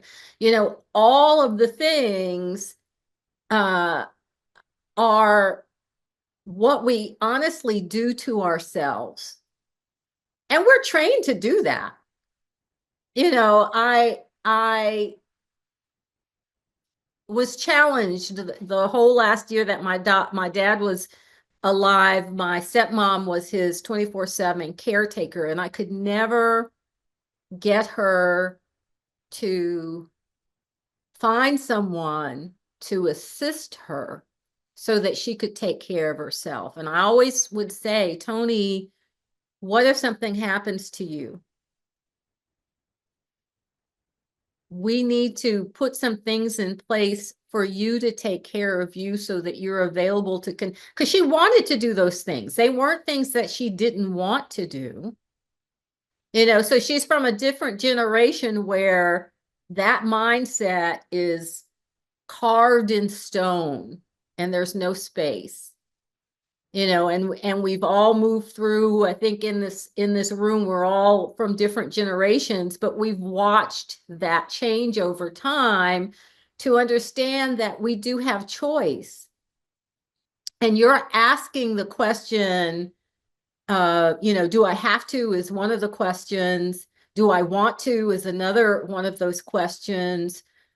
Why am I even having this conversation in my head is another question. It's because I have been indoctrinated into believing that if I take on these particular roles, these are my responsibilities, and I have to own the responsibilities with the title, with the role. And that's the story. So being a perfectionist is also a story. What does that mean, being a perfectionist? I want to do all the things all the time in a perfect way so that everybody else is satisfied. That's crazy town. That's not possible if you're a human being, and so the conversation that you're having in your head that you're going back and forth is that part of you that wants you to stay safely caged in that gilded cage of responsibility and expectation, with that other part of you that really wants some agency, some free choice, some ability to create who you are without disappointing others. And when I talk, a lot of times when I talk to women, what it comes down to is being able to set boundaries without feeling guilty. And being able to set boundaries without feeling guilty requires intentionality and being really clear about what's important and what you envision your purpose being and how you want to fulfill that for yourself. Because once you do that, once you're clear about your purpose and your why do I want to do these things? Why do I want to stop what I'm doing to make a sandwich for my husband? Why do I want my children to think I'm invincible and don't need to sleep? Why do I want to show up at work and have everybody think that I'm, this super person who can do everything for everybody? Why? And a lot of times when you work through the process of really writing down, and I invite you to get a journal and really ask those questions and answer them in writing in a way that is unfiltered, and keep asking that why until you feel it in your heart and in your gut. Because the superficial answers are going to be easy, because he's my husband and I love him. Yeah, but why do you need to do that thing? It's deeper than that.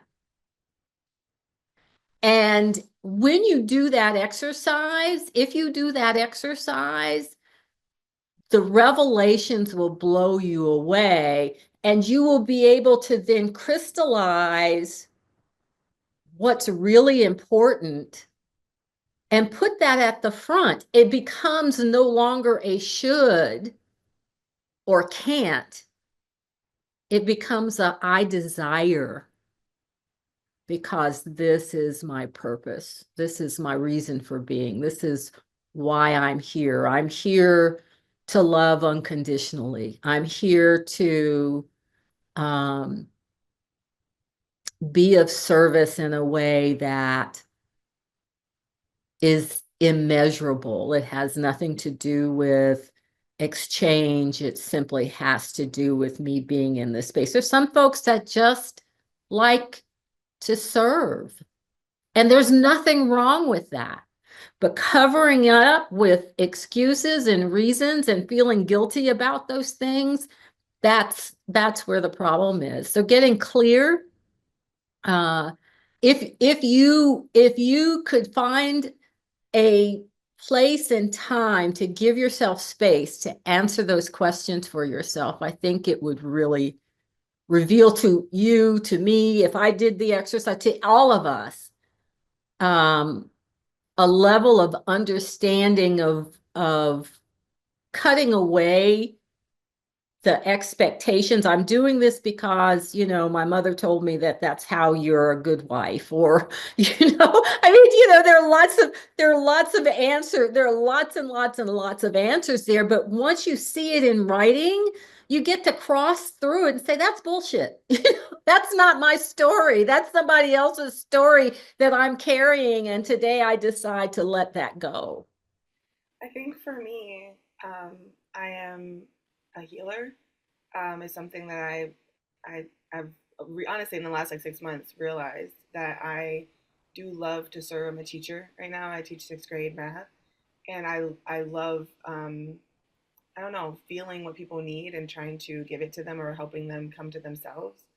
And so um, the stopping and being ever present helps me not to give to the point where now I'm like, because I used to, for literally within the last 6 months, I would give so much and then I would be super drained and super tired and super like in a really horrible place. And I realized that it's not that I don't like giving, it's that I have a hard time giving to myself. And like I give so much that I forget that I have to replenish myself.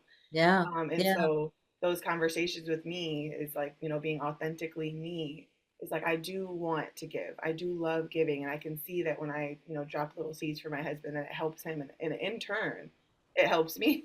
Right. Like, and in turn, it helps the whole house and our family thrive. And so I do love giving, and I love, being that person for my family and my friends and the people I choose. But at the same time, I have to give to myself. I have to replenish self. So that Very good. Ever present. When I was saying, in order to be a leader, you have to be, for me, I have to be ever present, and to stop myself, like, hold on, wait, today is about you. You said you were going to do this for you. This is for you. You don't have to take care of him right now. Do that later. Your turn, not his. Yeah. And being intentional, and that's the thing about folks that enjoy serving is learning that no is a good answer. It's just as good as yes. And that being intentional about how you serve and when you serve and who you serve is part of being in service. That serving isn't just saying yes all the time. Serving is also saying no and allowing that person to find an option because they need to do it for themselves. That is also an act of service. So learning how to be, I think learning how to serve and learning how to serve yourself is important. That putting yourself, I tell folks, put yourself put yourself on the calendar first. People have a hard time with that, but that massage every week or that walk in the park with your dog where nobody else goes with you except you and your dog. That's your sacred space and time, or whatever it is that allows you to fill your cup. We should not be pouring from an empty cup. The Bible says pour from the overflow. From the overflow. So we have to give ourselves the space to fill back up, to replenish ourselves regularly, not when we're exhausted, but that it has to be built into the process, to be built into the system. So what do you What are you doing, Brittany, to create that sacred space for yourself on a regular? I wake up in the morning, I do yoga and meditate. So literally when you guys started meditating, I was like, oh, this is where I belong. Because that's what I do. Personally, just what I've been doing recently is I cut off social media and I don't watch TV for a while.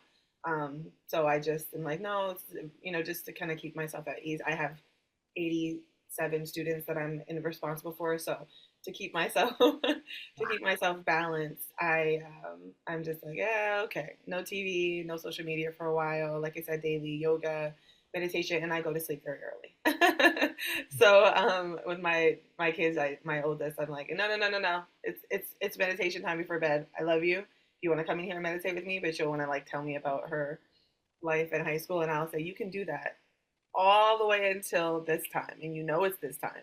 It's time to go to bed. I love you. Talk to you in the morning. So I try to set boundaries, loving boundaries, and that's like I said, daily yoga, daily meditation. Stay away from social media and TV for now. For now, I'm just taking a break so I can balance in a bedtime. No, that's perfect. That's perfect. And you have to find what works for you, and as you said, stand firm. Once you set those boundaries, you have to hold yourself accountable and you have to ask the people in your world to help you do that. And it sounds like that's what you're doing. That's beautiful.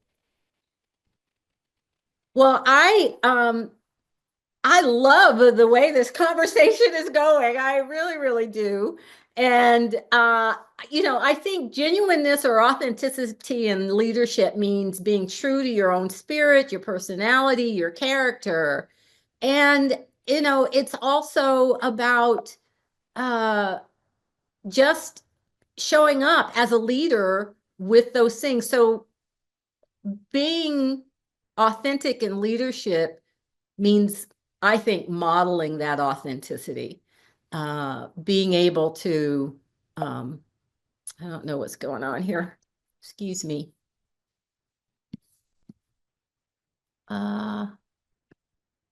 Well, I'm going to stop sharing because my slides don't seem to be working. Oh, okay. So basically, I wanted to ask if anybody else wanted to add to the conversation about what leading with authenticity meant to them. Lorraine has a good thing in the chat. What did she say in the chat? Owning your strengths and weaknesses in the workplace, not pretending to be something we are not, defining and being your own type of leader. Okay, yeah. So what does defining and being your own type of leader mean? I think it's really being honest with, again, identifying what your strengths and weaknesses are, identifying really, truly what your interests are. And a good example I have for that is a couple of years ago, had a chance to absorb some employees from my manager. So we were all kind of flat. And then I had the chance to branch off and create my own sub department. And all of us had only had this one type of leader, which was a type A, perfectionist, micromanaging kind of person. And when I absorbed these individuals, I thought I had to be that in order to lead them effectively. And one, I was miserable. I was getting burnt out. Half the stuff I wasn't even really interested in keeping up with. And they probably too was trying to figure out in the early stages, okay, what type of leader is this person? So by default, we're going by our common leader of the past. And at some point, I had to get vulnerable and transparent to be like, hey, I am not that. I'm this. And we can work together. I'm more of a collaborative kind of leader and not a dictatorship kind of leader. If you need that, I will make provision for you to get the things that you're not getting from me. But for the most part, you know, I may not have all the answers when you come and ask me about it.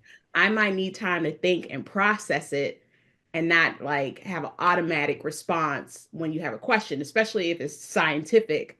That is not my thing. I need to research. So again, realizing that, you know, one of my goals in my career has always been to be the type of leader that I always wish I had.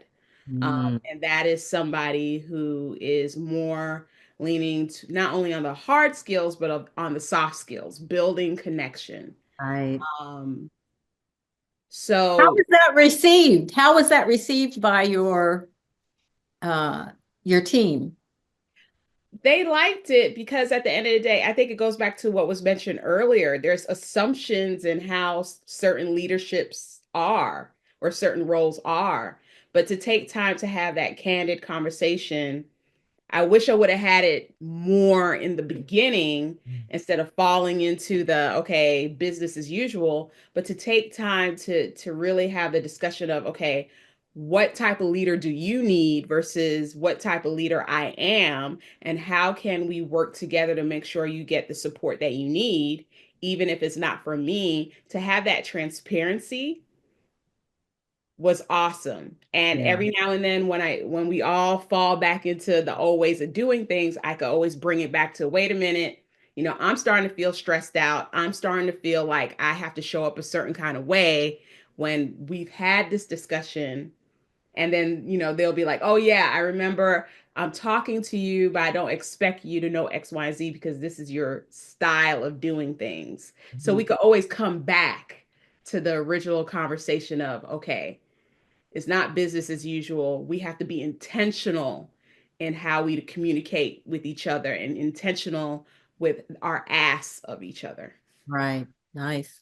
Nice. So what has been the outcome with the folks that you work with in terms of production and getting the job done and that It's been kind of really, it's been really good because I think also in me being more collaborative, I'm also working to empower them to step up and go get the answers they need for themselves. Right. You know, to say, hey, I want you to have a voice. I want you to have the influence that you need in order to, you know, feel like you're being productive. So let Right. me help you. Let me get the tools. Let's strategize behind the scenes to be like, you need to talk to this person, or this is how you may want to interact with so and so, or send this email. So again, it's dwelling more in the space that I'm comfortable in, so to speak, but at the same time making sure that they feel satisfied, they feel heard.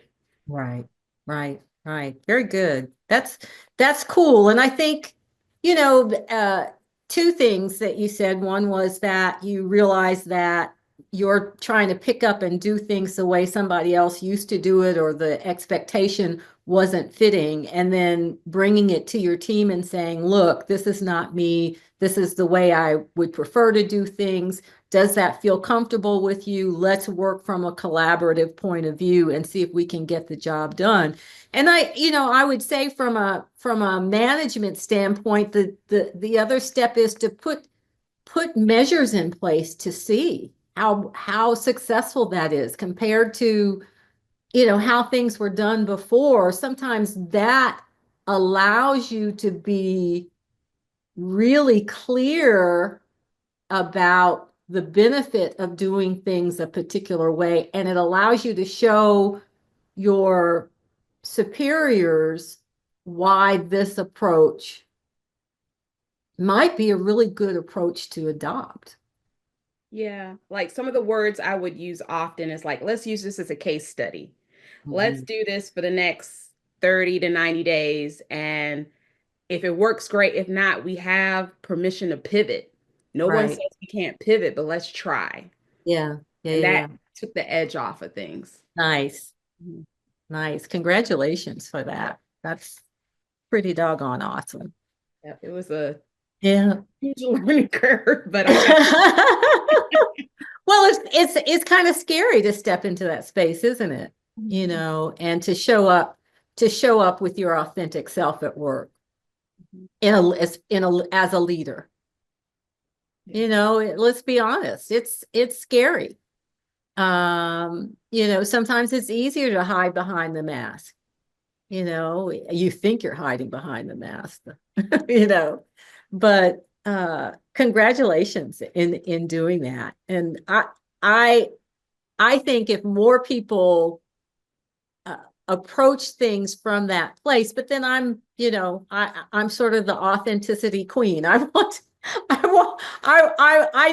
that I'm going to show up authentically, and I would love for folks to do that with me, you know, and it happens sometimes it doesn't. And for me, it's okay, you know, however it is, but I realize that when you're communicating with someone, when your authentic self is speaking to the mask, you wonder what's happening behind the mask. And when you're in a work environment, again, that's not a safe space to be. That's, you know, that potentially is a vulnerable space. And you can feel vulnerable if you feel that you're oversharing, you know, which is where the veil comes in. You get to see what I want you to see. I'm here. I'm not going to change my story. If you go to 6 different people, we may be communicating differently, but everybody's seeing the same thing. Their interpretation of it may be different. Their experience of it may be different, but they're different people. And that's not my business. My business is to take care of me and to make sure that I've communicated to you what that is so that we can decide whether we can work together or not. I'm going to shift gears a little bit now and talk about self-awareness and self-compassion, if that's okay with everyone. I'm just looking to see if anyone, Monique has her hand up. Yes, ma'am.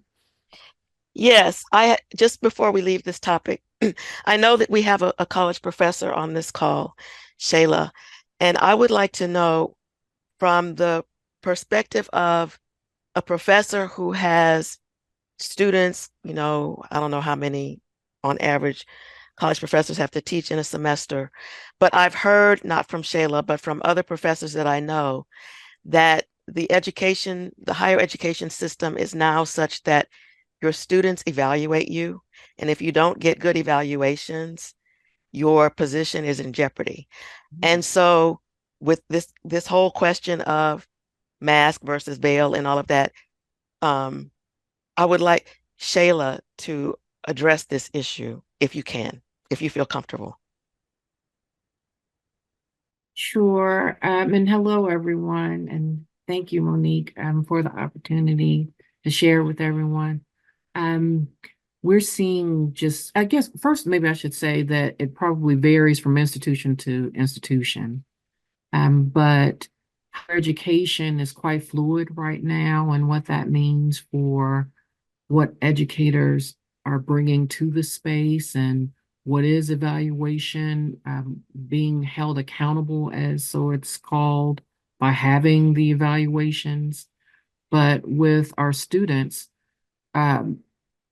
just there are different factors that also are a part of evaluation. So you never know whether or not the truest composite of any evaluation is really what is about the professor delivers and the quality in what the professor delivers, but yet it holds the professor to a standard that we believe our students understand about how they should be educated, right?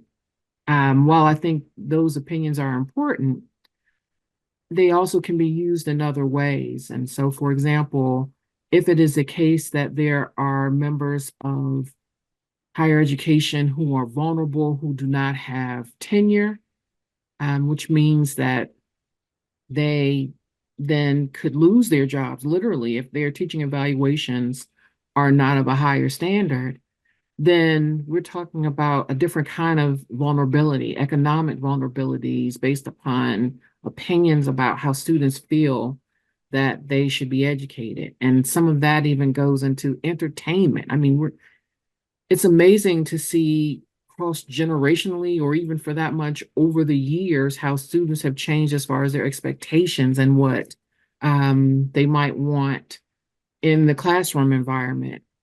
And so when those kinds of standards are also ones that students create for their professors, if they're not met, it can be a strong punishment.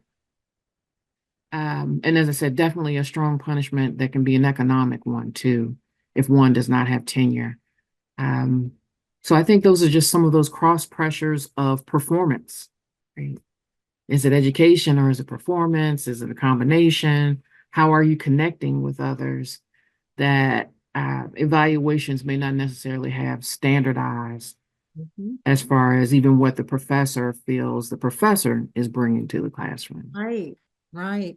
So I hear the vulnerability of that. I mean, that is vulnerability with you not having much of a say in being vulnerable. You're kind of at the mercy of the students' opinions of you. I mean, I can see how that could be weaponized, honestly. So if you could speak to that even more, Shayla, how have you experienced that shift? Well, some of that shift also, and thank you for asking that question, Dr. Pat. Some of that shift also is taking form as far as even content that we teach. I mean, in different states, there has been legislation passed within the past, I'm going to say maybe 5 years or so, where even the content that you teach, despite what is the notion of academic freedom, that content can be contested legally if our students feel that it is, for example, what is called a divisive concept, right? Some of the legislation that was connected to what was perceived to be critical race theory, right? And students' comfortability with topics.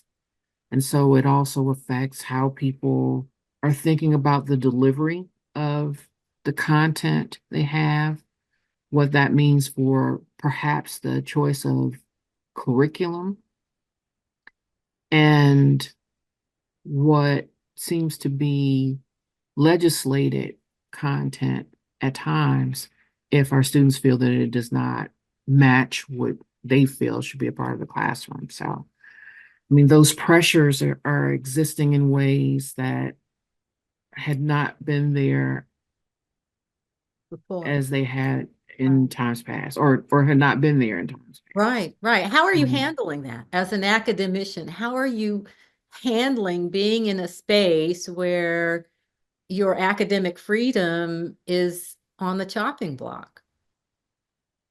Um, for me, I think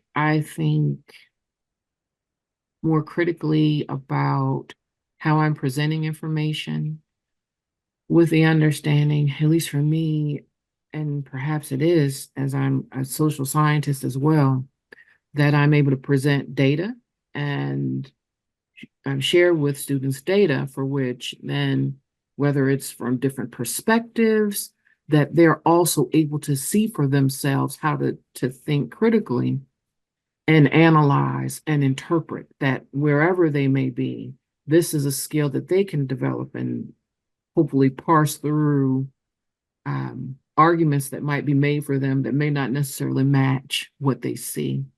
And so it truly is a matter of thinking about multiple perspectives and sharing those multiple perspectives even within the curriculum. And that's with the understanding too that at least even probably from when I was in grad school, even to present, just what that has meant for underrepresented groups within our knowledge of social sciences that have been omitted in many ways, omitted from curriculum, omitted from studies, that now that change has been that there's more of that representation.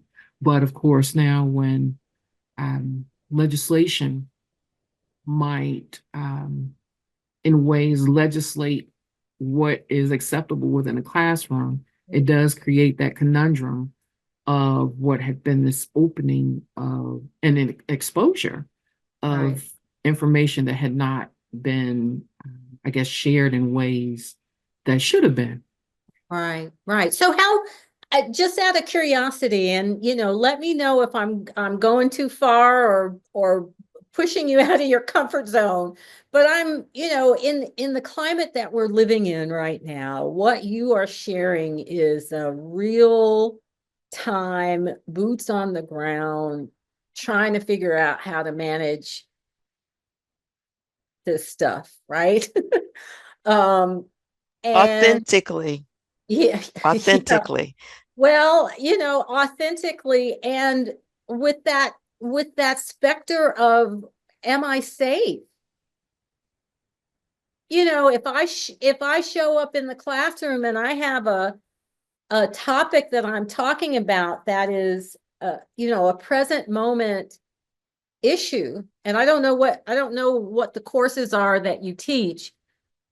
But if I show up and say something that rubs up against, one or two students, it's not in alignment with what they believe to be true, whether it is or not, that could impact your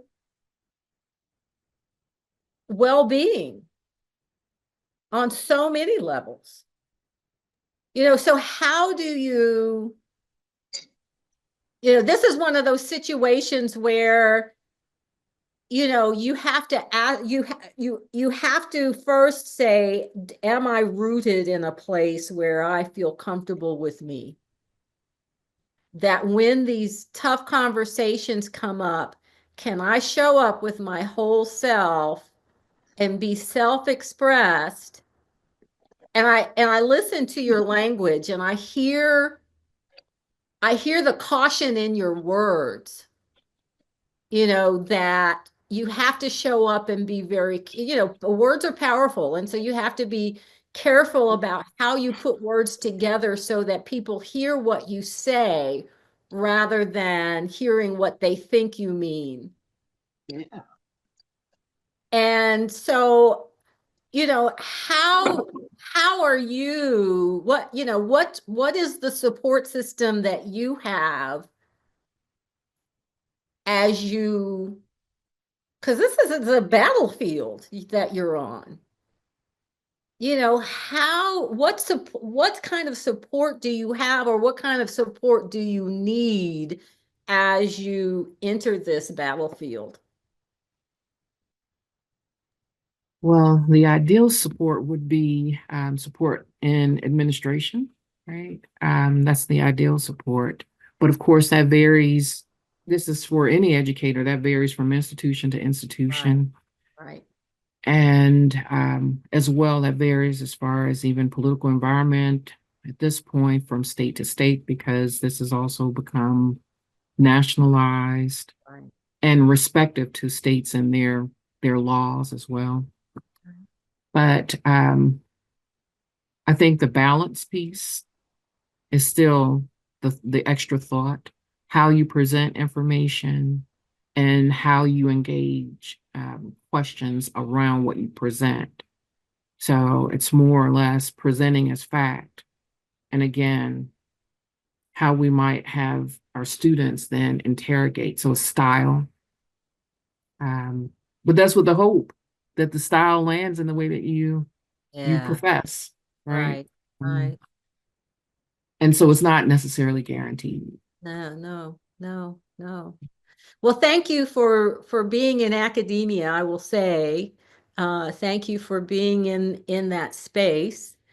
Um, this is just a personal side note. I'm terrified with how things are going, both on a local, and state level. I'm in the state of Georgia.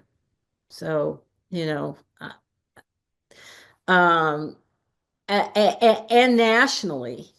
And, I think it's important for people in your position to have a community that you can share the journey with, even if they're not in your exact same school. You need a community of like-minded people where you can share, this is what happened today, and I'm not really sure how to move forward. I need an objective eye.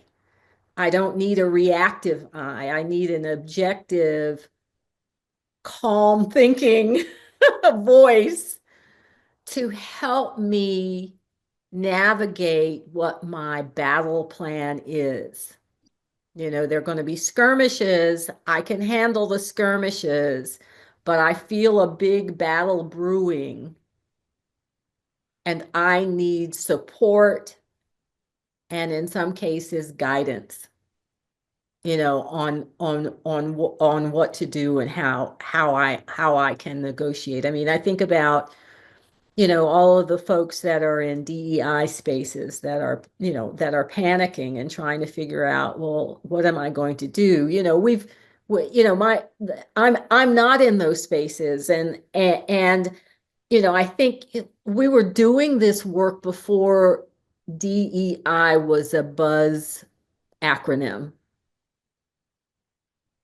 So the work is the work. The work is the work. And if that means using our vast vocabulary to language it differently to get the work done, then that's what we need to do, and to agree on what that language is so that it doesn't raise any red flags. You know, if that is the type of battle that we have to fight, then that's the battle that we have to fight. But we have to fight, you know, for our children and our grandchildren and for us. Um, and you know, this is a whole different kind of thank you for your service conversation. You know. You know, and you know that you know that folks that are educators from elementary school on up, you know, it's a whole new whole new set of, you know, that it was difficult before is saying one thing, that it's going to be even more difficult is saying something else. And I think it's, you know, I think, you know, this is the space where, you know, talking about self-awareness and self-compassion is important. And so, you know, what does being self-aware? I'm going to ask everybody, what does being self-aware mean to you? When I use the word self-awareness, what does that mean? I think I think that it's multifaceted, but one key tenet of it is recognizing when my strength, when my gifts are an overdone strength. Say that again. I said one part of it for me is when is realizing when my gifts become an overdone strength. My gifts become an overdone strength. Strength, yes. Okay. Yep. Yep. Yeah. And I mean, an example of that is when I was early in leading teams, I wanted to be there, you know, for my people, right? It's very important. They are my customers. That's how I think of clients, teams, and end use customers. And whatever question they had, because I had been at the company in that particular department so long, I knew a lot of the policies, procedures, and that sort of thing. So I would give them the answer. Well, pretty soon I wasn't getting any work done as a supervisor, Yeah. and then a middle manager. And a mentor told me, well, you're not empowering your people, you're enabling them. And so I mean, it was so impactful. And so the shift that I made was before I would practice some help, I would ask them, had they used the tools that were available to them first instead of me being that tool all the Yeah. time. And our team was stronger and better for it. And then I was back to performing, you know, at the achieving predefined goals through others from a managerial perspective. I was back to doing that. So it made me a better leader, and based on a consequence I never expected. So I don't call it, you know, failures and that kind of thing. I really do think of it as overdone strengths. Okay. I love that. And overdone strengths, like you said, it's if it's overdone, you're not helping yourself or the people around you. Right? And so that awareness that, ooh, this isn't good for me or anybody else on my team, how can I do this better? How can I do this differently? Um, is really, really important. Yeah, yeah. And I think, just I talked about self-compassion earlier I talked about compassion earlier in the four components of that. And self-compassion is taking that and directing it to yourself, so basically saying, where am I hurting? Where am I uncomfortable? Where am I in pain? How, I recognize that as happening. I have compassion for myself. I am sorry that I am enduring that. I want to make it better. What can I do to make it better? That's the self-compassion piece. And that awareness is the first step. You have to be aware that there's something that's off, that something isn't working, and then you have to want to make it better. And it starts here. And as a leader, once you have that process working within you, it can't help but overflow into what you do. Yeah, I think it was a hard pill too to swallow sometimes because I mentioned the word introspection again, because there's this thing if you go from role to role, whether you're going, vertically or just from place to place over the course of your career, if you see the same things happening that don't serve you well, the common denominator is you. You do. Yeah. Yeah. I learned, again through introspection in that, to look at how I'm contributing to my current situation, good and not serving me well. And another Right. instance of that is like when I feel like my body's going to shut down. Like today, I'm kind of tired. I wanted to be here, so when I'm done here, I'm going to connect with a couple of people, and then I'm going back to bed. Right? But Mhm. there's a million other people that are asking for my time. I can't give it. And then my Right. dad used to say, if you try to do all things, gal, you start half-assing everything. Yeah, that's right. That's true. Your daddy was telling the truth. Yeah, that's what he says. Yeah. So I think Yeah. about that. And then the third aspect is of self-awareness is you can not pay attention to your body, but it has a way of saying, oh, you don't want to listen? Lay down. Yeah. And it will Yeah. put you down until Absolutely. it has gotten what it needs so that you can go back to doing what you should do in a balanced way. Yeah. And that is thank you for that last little piece, because that to me is one of the most important bits of wisdom that when you take it in, you get to expand the world. You get to know yourself better, and you get to expand into the world that's around you because you are aware of what's going on. And I say that our emotions, we're as women, we are often taught to not be too emotional. And in fact, in workspaces, we are either blamed for not, not being soft enough, being too harsh, being this, being that, or being too emotional. You're too soft, you're too empathic, the twos this and the twos that. And we listen to those things trying to fit into the mold that somebody else is trying to make us into for their convenience at the moment, because they need something from us and they want it to show up a particular way. But when we listen to ourselves, when we listen to our intuition, when we listen to our bodies, and our bodies are amazing bellwethers. They are, all of our senses go out there for the purpose of recognizing what's going on and letting us know if we're safe. Bottom line, that's what it's for. All of them, taste, smell, touch, all of it. Hearing is about going out into the world and giving us information to let us know whether it's safe enough to move forward. But what about the stuff that's going on within? How you feel about something gives you so much information about your relationship with the situation, with the environment, and with yourself in a way that none of the other five senses can. And what I tell people is that emotions are just information. It's another way of getting information. And it's valuable information that when we feel a negative emotion, it means that something is off balance, something is out of sync, something ain't right. Just something ain't right.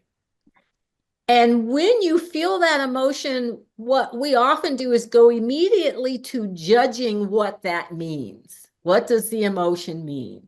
You know, I feel some kind of way about somebody else or the situation. No, it is just information that says something is out of balance. And so before we create a story about what that emotion means, step back into the emotion and say, where is that coming from? What's the trigger? Because the trigger might be in your head. The trigger might be that you've already made up a story about the thing and that the emotion is about the story and not the thing at all. So that awareness piece of tuning into your emotional body, and then also tuning into your physical body, that achiness that keeps repeating itself is your body telling you that something is out of balance. And a lot of times, if you're quiet and you sit with it, your subconscious mind explains it to you. You don't need a doctor. You're the doctor. You already have the information a lot of times before it becomes disease. So a lot of times there's a whole, and I'm a scientist, but I am really clear that our bodies inform us when things are out of balance, and when we ignore it, that's when disease occurs. That we have had so many warnings before the dis-ease, the thing that takes us to seek help, happens, that we have ignored. It could be days, it could be months, it could be years. But when we pay attention, I have a problem. I'm gonna be honest. I have a problem with my left butt cheek. It is because I sit on the chair in the wrong way. And I keep sitting on that damn chair, and my left butt cheek gives me a break, and then it goes crazy where I have to sleep with an ice pack. Now, why don't I go out and just buy a chair? A proper chair. This is going to become something if I don't pay attention. Something that will require intervention. Not the best example, but you get what I mean. We do things and we experience discomfort and we ignore the message. And then we wonder why things aren't working out or things are out of balance. And I guess my point is that self-awareness is more than an exercise in your head. It's more than a touchy-feely conversation to have. it is a very real type of exercise to create that space of balance and wholeness and confidence as you go out into the world to confront the things that you have to confront. Monique, did you raise your hand? I did, and I just wanted to ask if Vera wanted to say something because she was off mute for a bit. And because we are getting close to the end, and I want you Right. to have your full 15 for our meditation, just wanted to say, Vera, if you have something you wanted to contribute, now would be the time.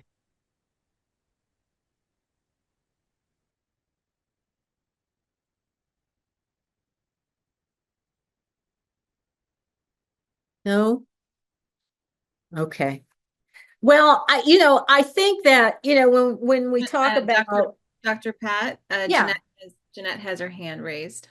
who's that? Jeanette has her hand raised. There we go. Okay, I didn't see that.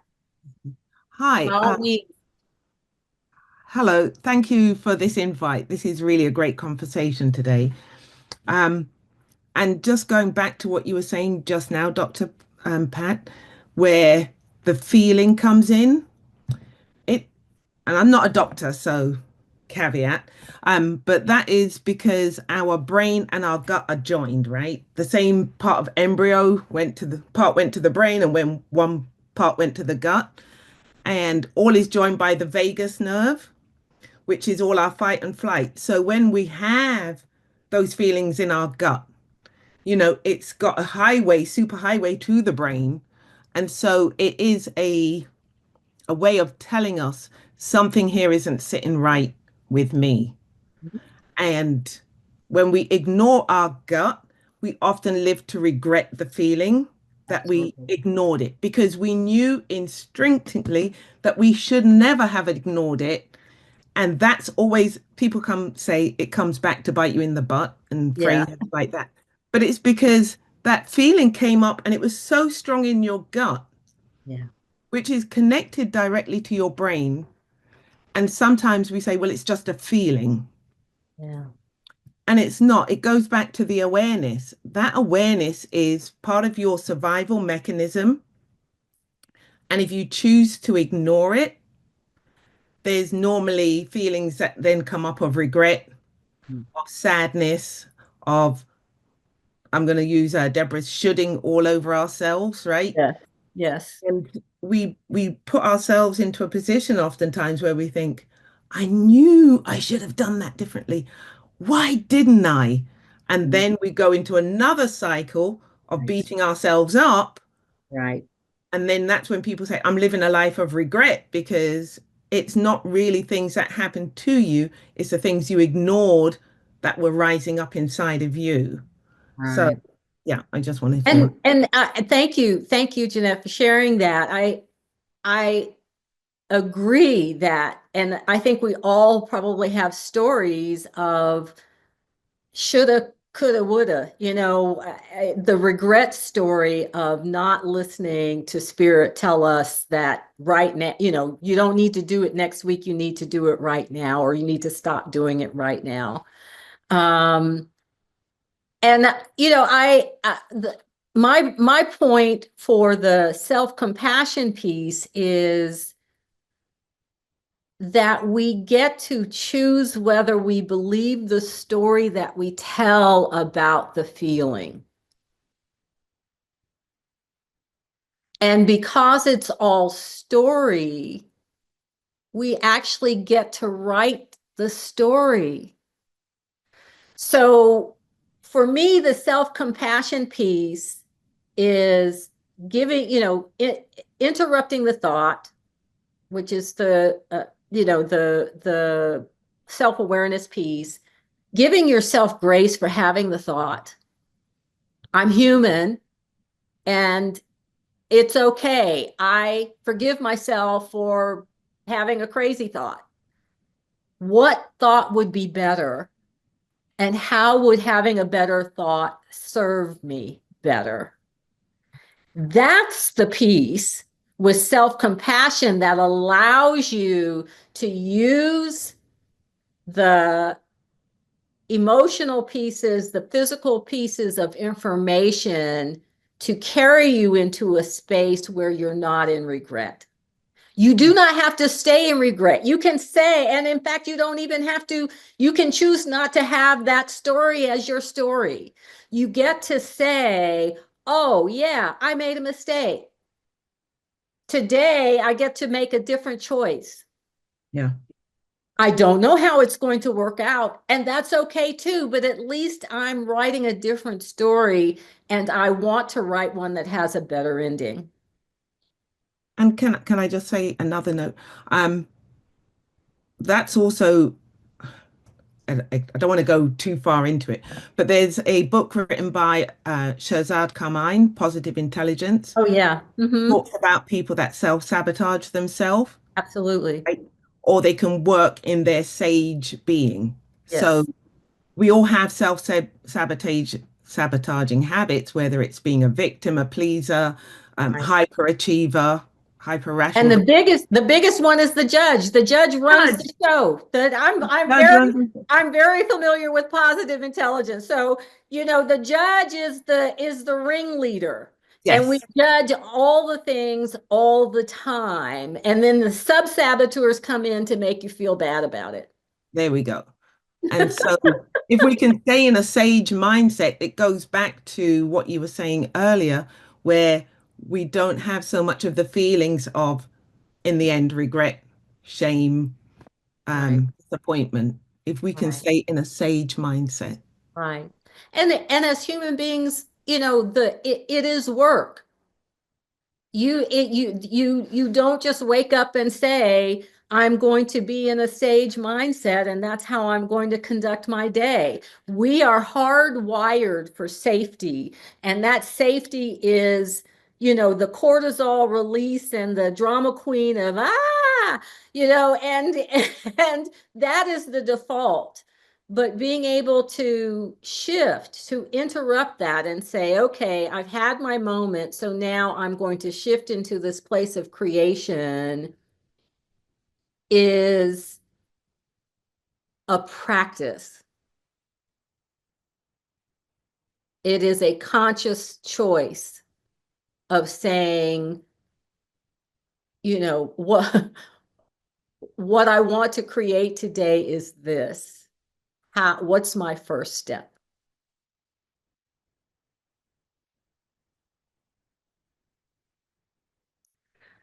Well, I agree with someone in the chat said that time has gone by really quickly, and it certainly has. I always prepare more than I have time for, which today is not an exception. But I want to sort of leave you guys with um, a, an empowerment meditation, if that's okay. That's something that you can take with you. I want to open the floor up for any additional questions and comments before we move into the meditation. And as I said at the beginning, what I hope is that this will be an opportunity for you to introduce yourself to your authentic self and create that authenticity in a way that feels right for you, because everybody is different.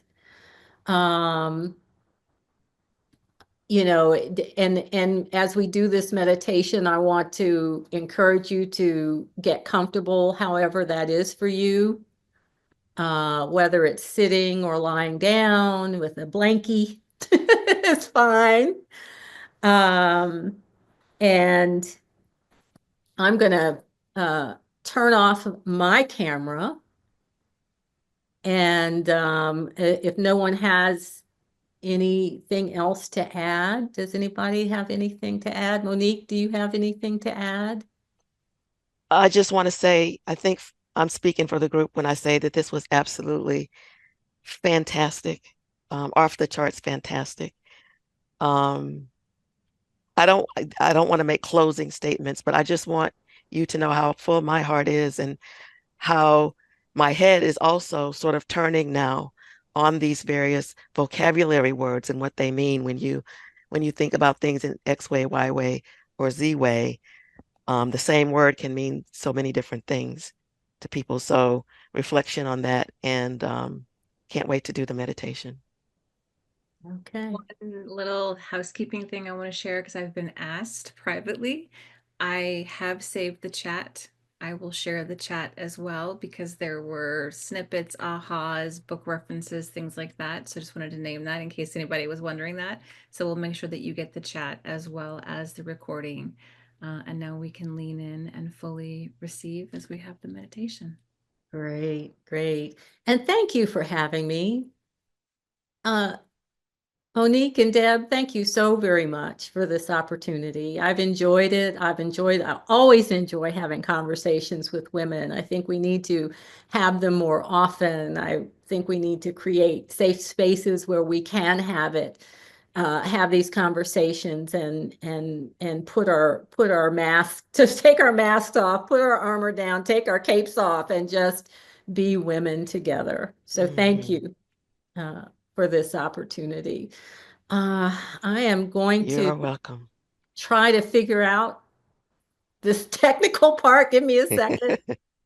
I'm just going to put something up for And Dr. those Pat, folks who want. Huh? Pat, if this is the part of the slide where there's the audio, the invitation, when you click share, to make sure you click share my computer sound too. Sound right. I will absolutely do that. Let me. Thank you, my dear. Yeah, thank you for that reminder.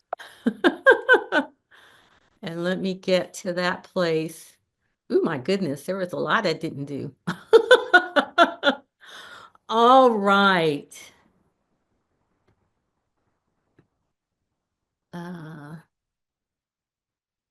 I love technology. That's the only thing I can say. Yeah. All right. Shared sound. And there. And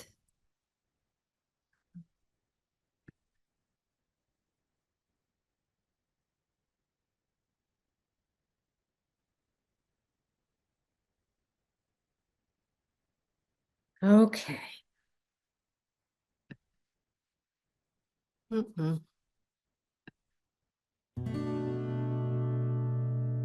Okay, we can hear it. So you can hear the music. Yes. Well, I hope the conversation today has opened up some spaces in your spirit so that you can allow yourself to be in her full expression. Being in that space is a place of pure liberation. The state of the world around us is the classroom in which the challenges and lessons that lead to our own personal power and wisdom are. Clarity, trust, self-awareness, self-love, self-compassion, self-worth, and discernment of what is ours to transform and what is not ours to carry forward are the qualities we must cultivate in order to support growth of wisdom in our lives, so that we can walk our unique path, purpose. Now consider what makes you who you are. Discovering your authentic self involves learning who you really are. Your authentic self is the real you, the person you are at your core, the person you are when nothing pulls you back. So imagine the person you believe yourself to be right now. What thoughts or beliefs must you strip away to realize your full potential? Imagine self-doubt dissolving and all the things that get in the way, that hold you back, all that baggage you carry. What would it feel like to put that load down and continue your journey confident, unapologetic, self-assured? Who are you when all of those barriers are stripped away. This is your genuine, authentic, empowered self. This is who you truly are.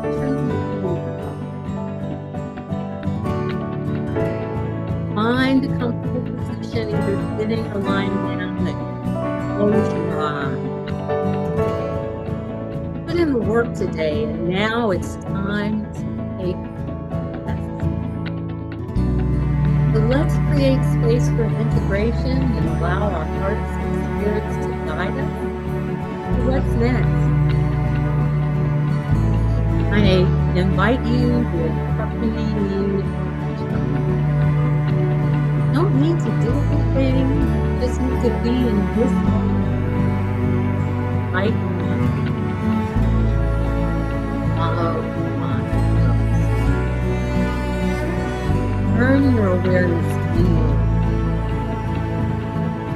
Focus on the breath.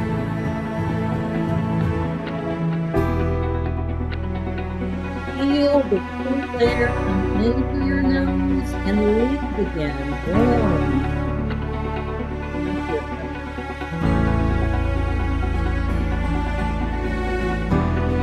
Breathe in peace and relaxation without worry.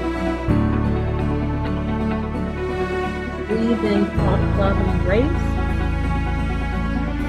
Breathe out stress.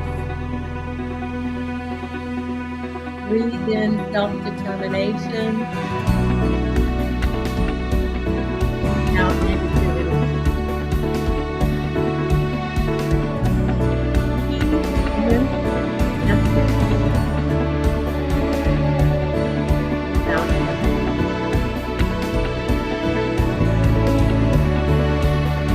out breathe.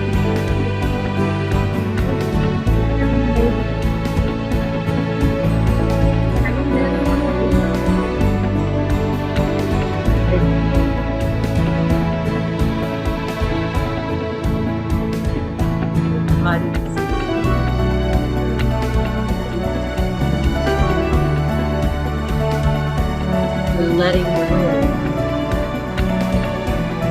You let your mind be open and spacious and notice the peace.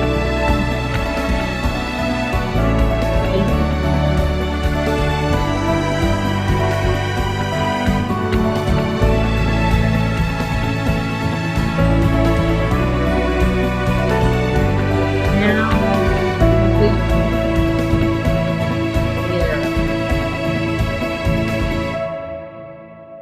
it may be in front of you, or on the side of you, or it may actually be behind you.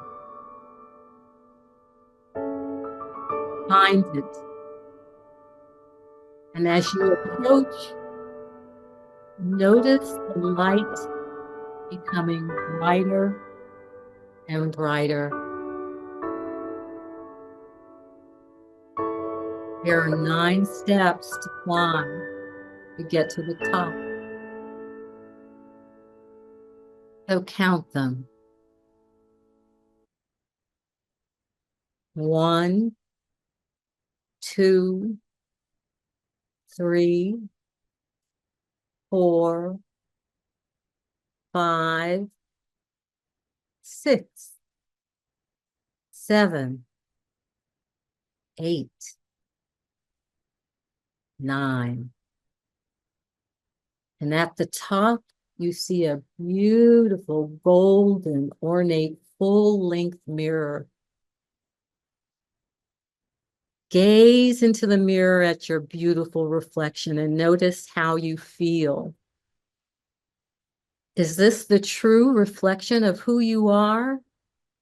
You realize that you're gazing at the earthly vehicle, but who you are, who you truly are, is more than this. So ask yourself, what motivates me? What drives me to get out of bed in the morning?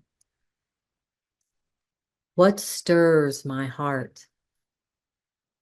And when all of the barriers are removed and all fears have gone away, who am I at my fullest potential, my simplest form, with no fears.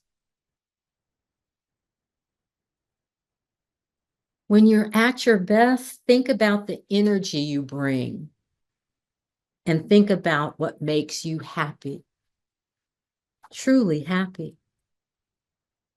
What are the characteristics of that happy person who walks in joy?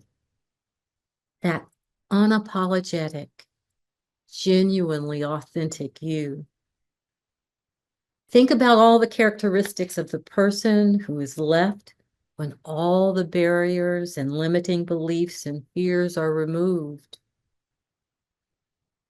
How does she behave? What does she value? What is she passionate about? What brings purpose to her being? Create a picture in your mind in as much detail as you can of this person you already are. Now reach out with the palm of your hand and touch the cool surface of the mirror. Notice the cool, smooth sensation. Then push a little and notice your hand disappears into the mirror. Once you get over the surprise, you decide to follow your hand, carrying all of you with it through the mirror. Now you're in another world, your inner world, a world of possibilities. Look around you. Here, you are no longer in the physical realm, but in the spiritual world where time does not exist. Here, your past, your present, and your future, with all its permutations and options, occupy the same space. What could have been and what is yet to unfold are all here right now. And there's so many versions of you. Now notice a bright beam of light that emanates from from all of the versions. And that energy, that light is being directed to you. You take in the energy and you just feel electric. So allow that energy to fill you up. All of this is who you are. So powerful, so creative. And you know that your heart is so full of love. The power of self-love is impossible to measure. So you just take it in. You are receiving back to you all the ways and all the energy needed to create your life exactly how you want it to be.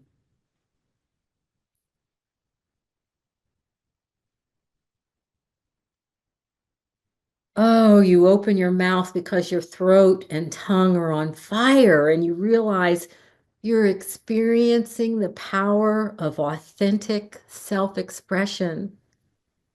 And in this moment, you realize that while not all are ready to receive your message, there is absolutely nothing to fear when you speak your truth. To use your voice is your choice and your birthright. You get to use it with your whole being to teach, to guide, to serve, to educate, to protect, and to love.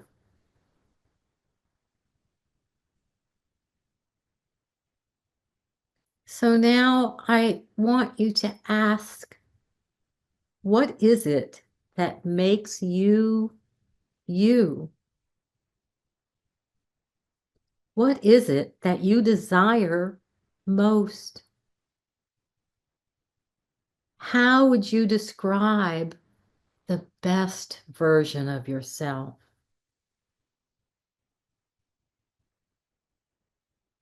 An image comes to your mind, or maybe it's a feeling or a sense. Describe what you see and feel in detail. Take it in, including everything that you want for yourself, and allow the answers to come to you naturally without filtering, without judging, without altering, just noticing.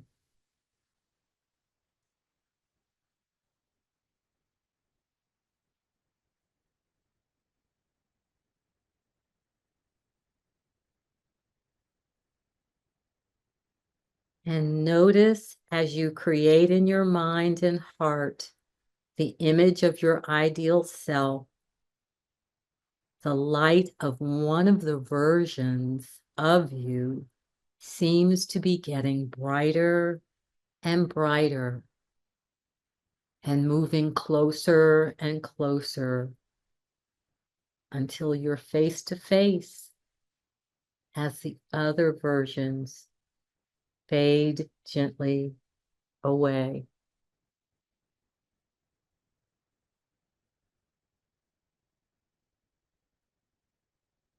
And as you gaze at your true authentic self, you merge with her and you feel her light fill all the empty spaces, and you feel the warmth fill your heart.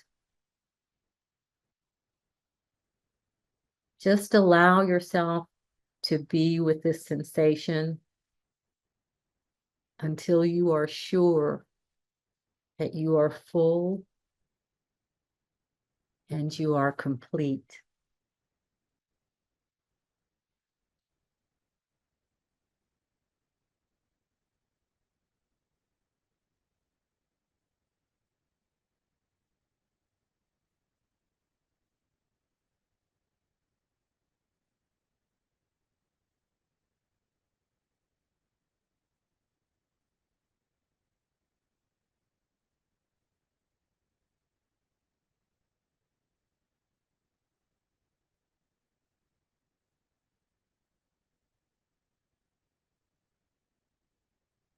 Now allow yourself to be pulled back through the portal that is the mirror,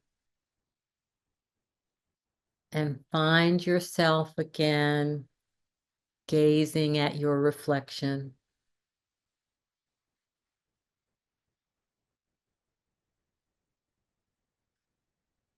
Notice the changes. Your body feels freer somehow and lighter.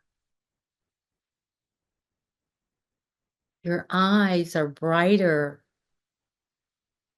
and your brow unfurrowed.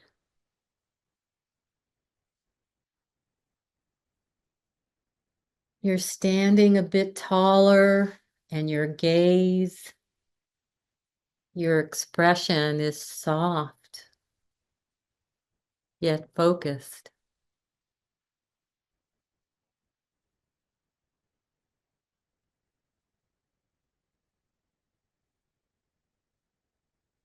This is you,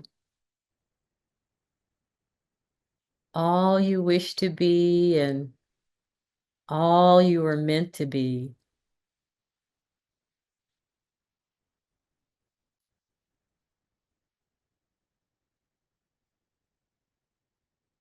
So as you continue to take in all of you, say these affirmations softly to yourself.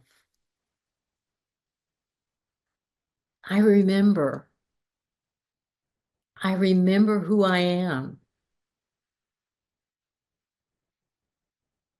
I remember the incredible power I possess to achieve anything I desire.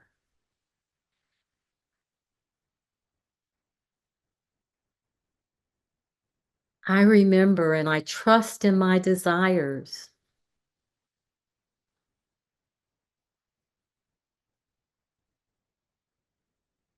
I will remember to have faith in the decisions that I make.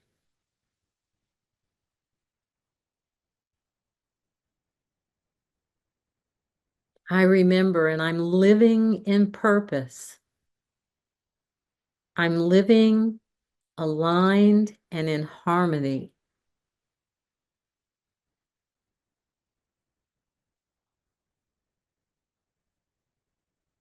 I remember I am an unstoppable force of nature.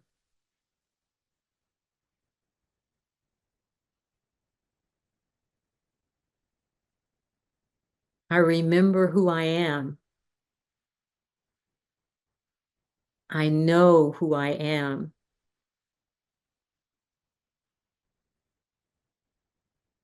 And because I remember, I know what I want to create in this life.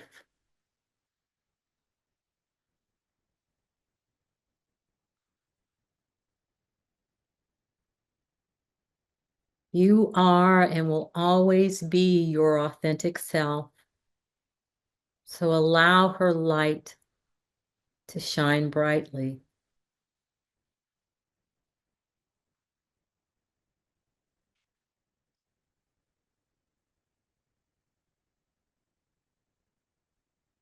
Start to come back to your space by putting a hand over your heart and taking a deep, deep breath.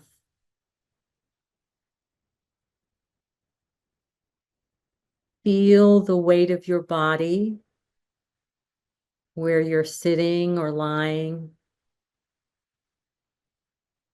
and wiggle your fingers and toes, coming back to your body fully.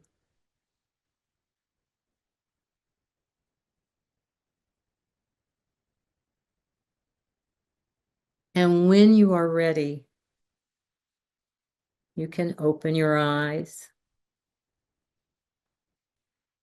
Know that this guided meditation has taken you deeply.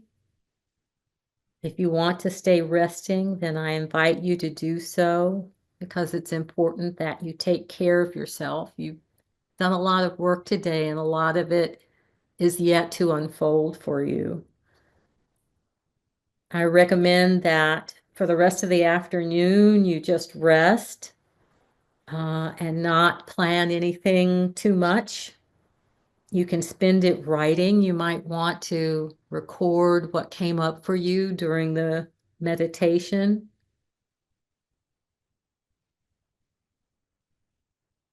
Keeps the visions that were revealed fresh in your mind.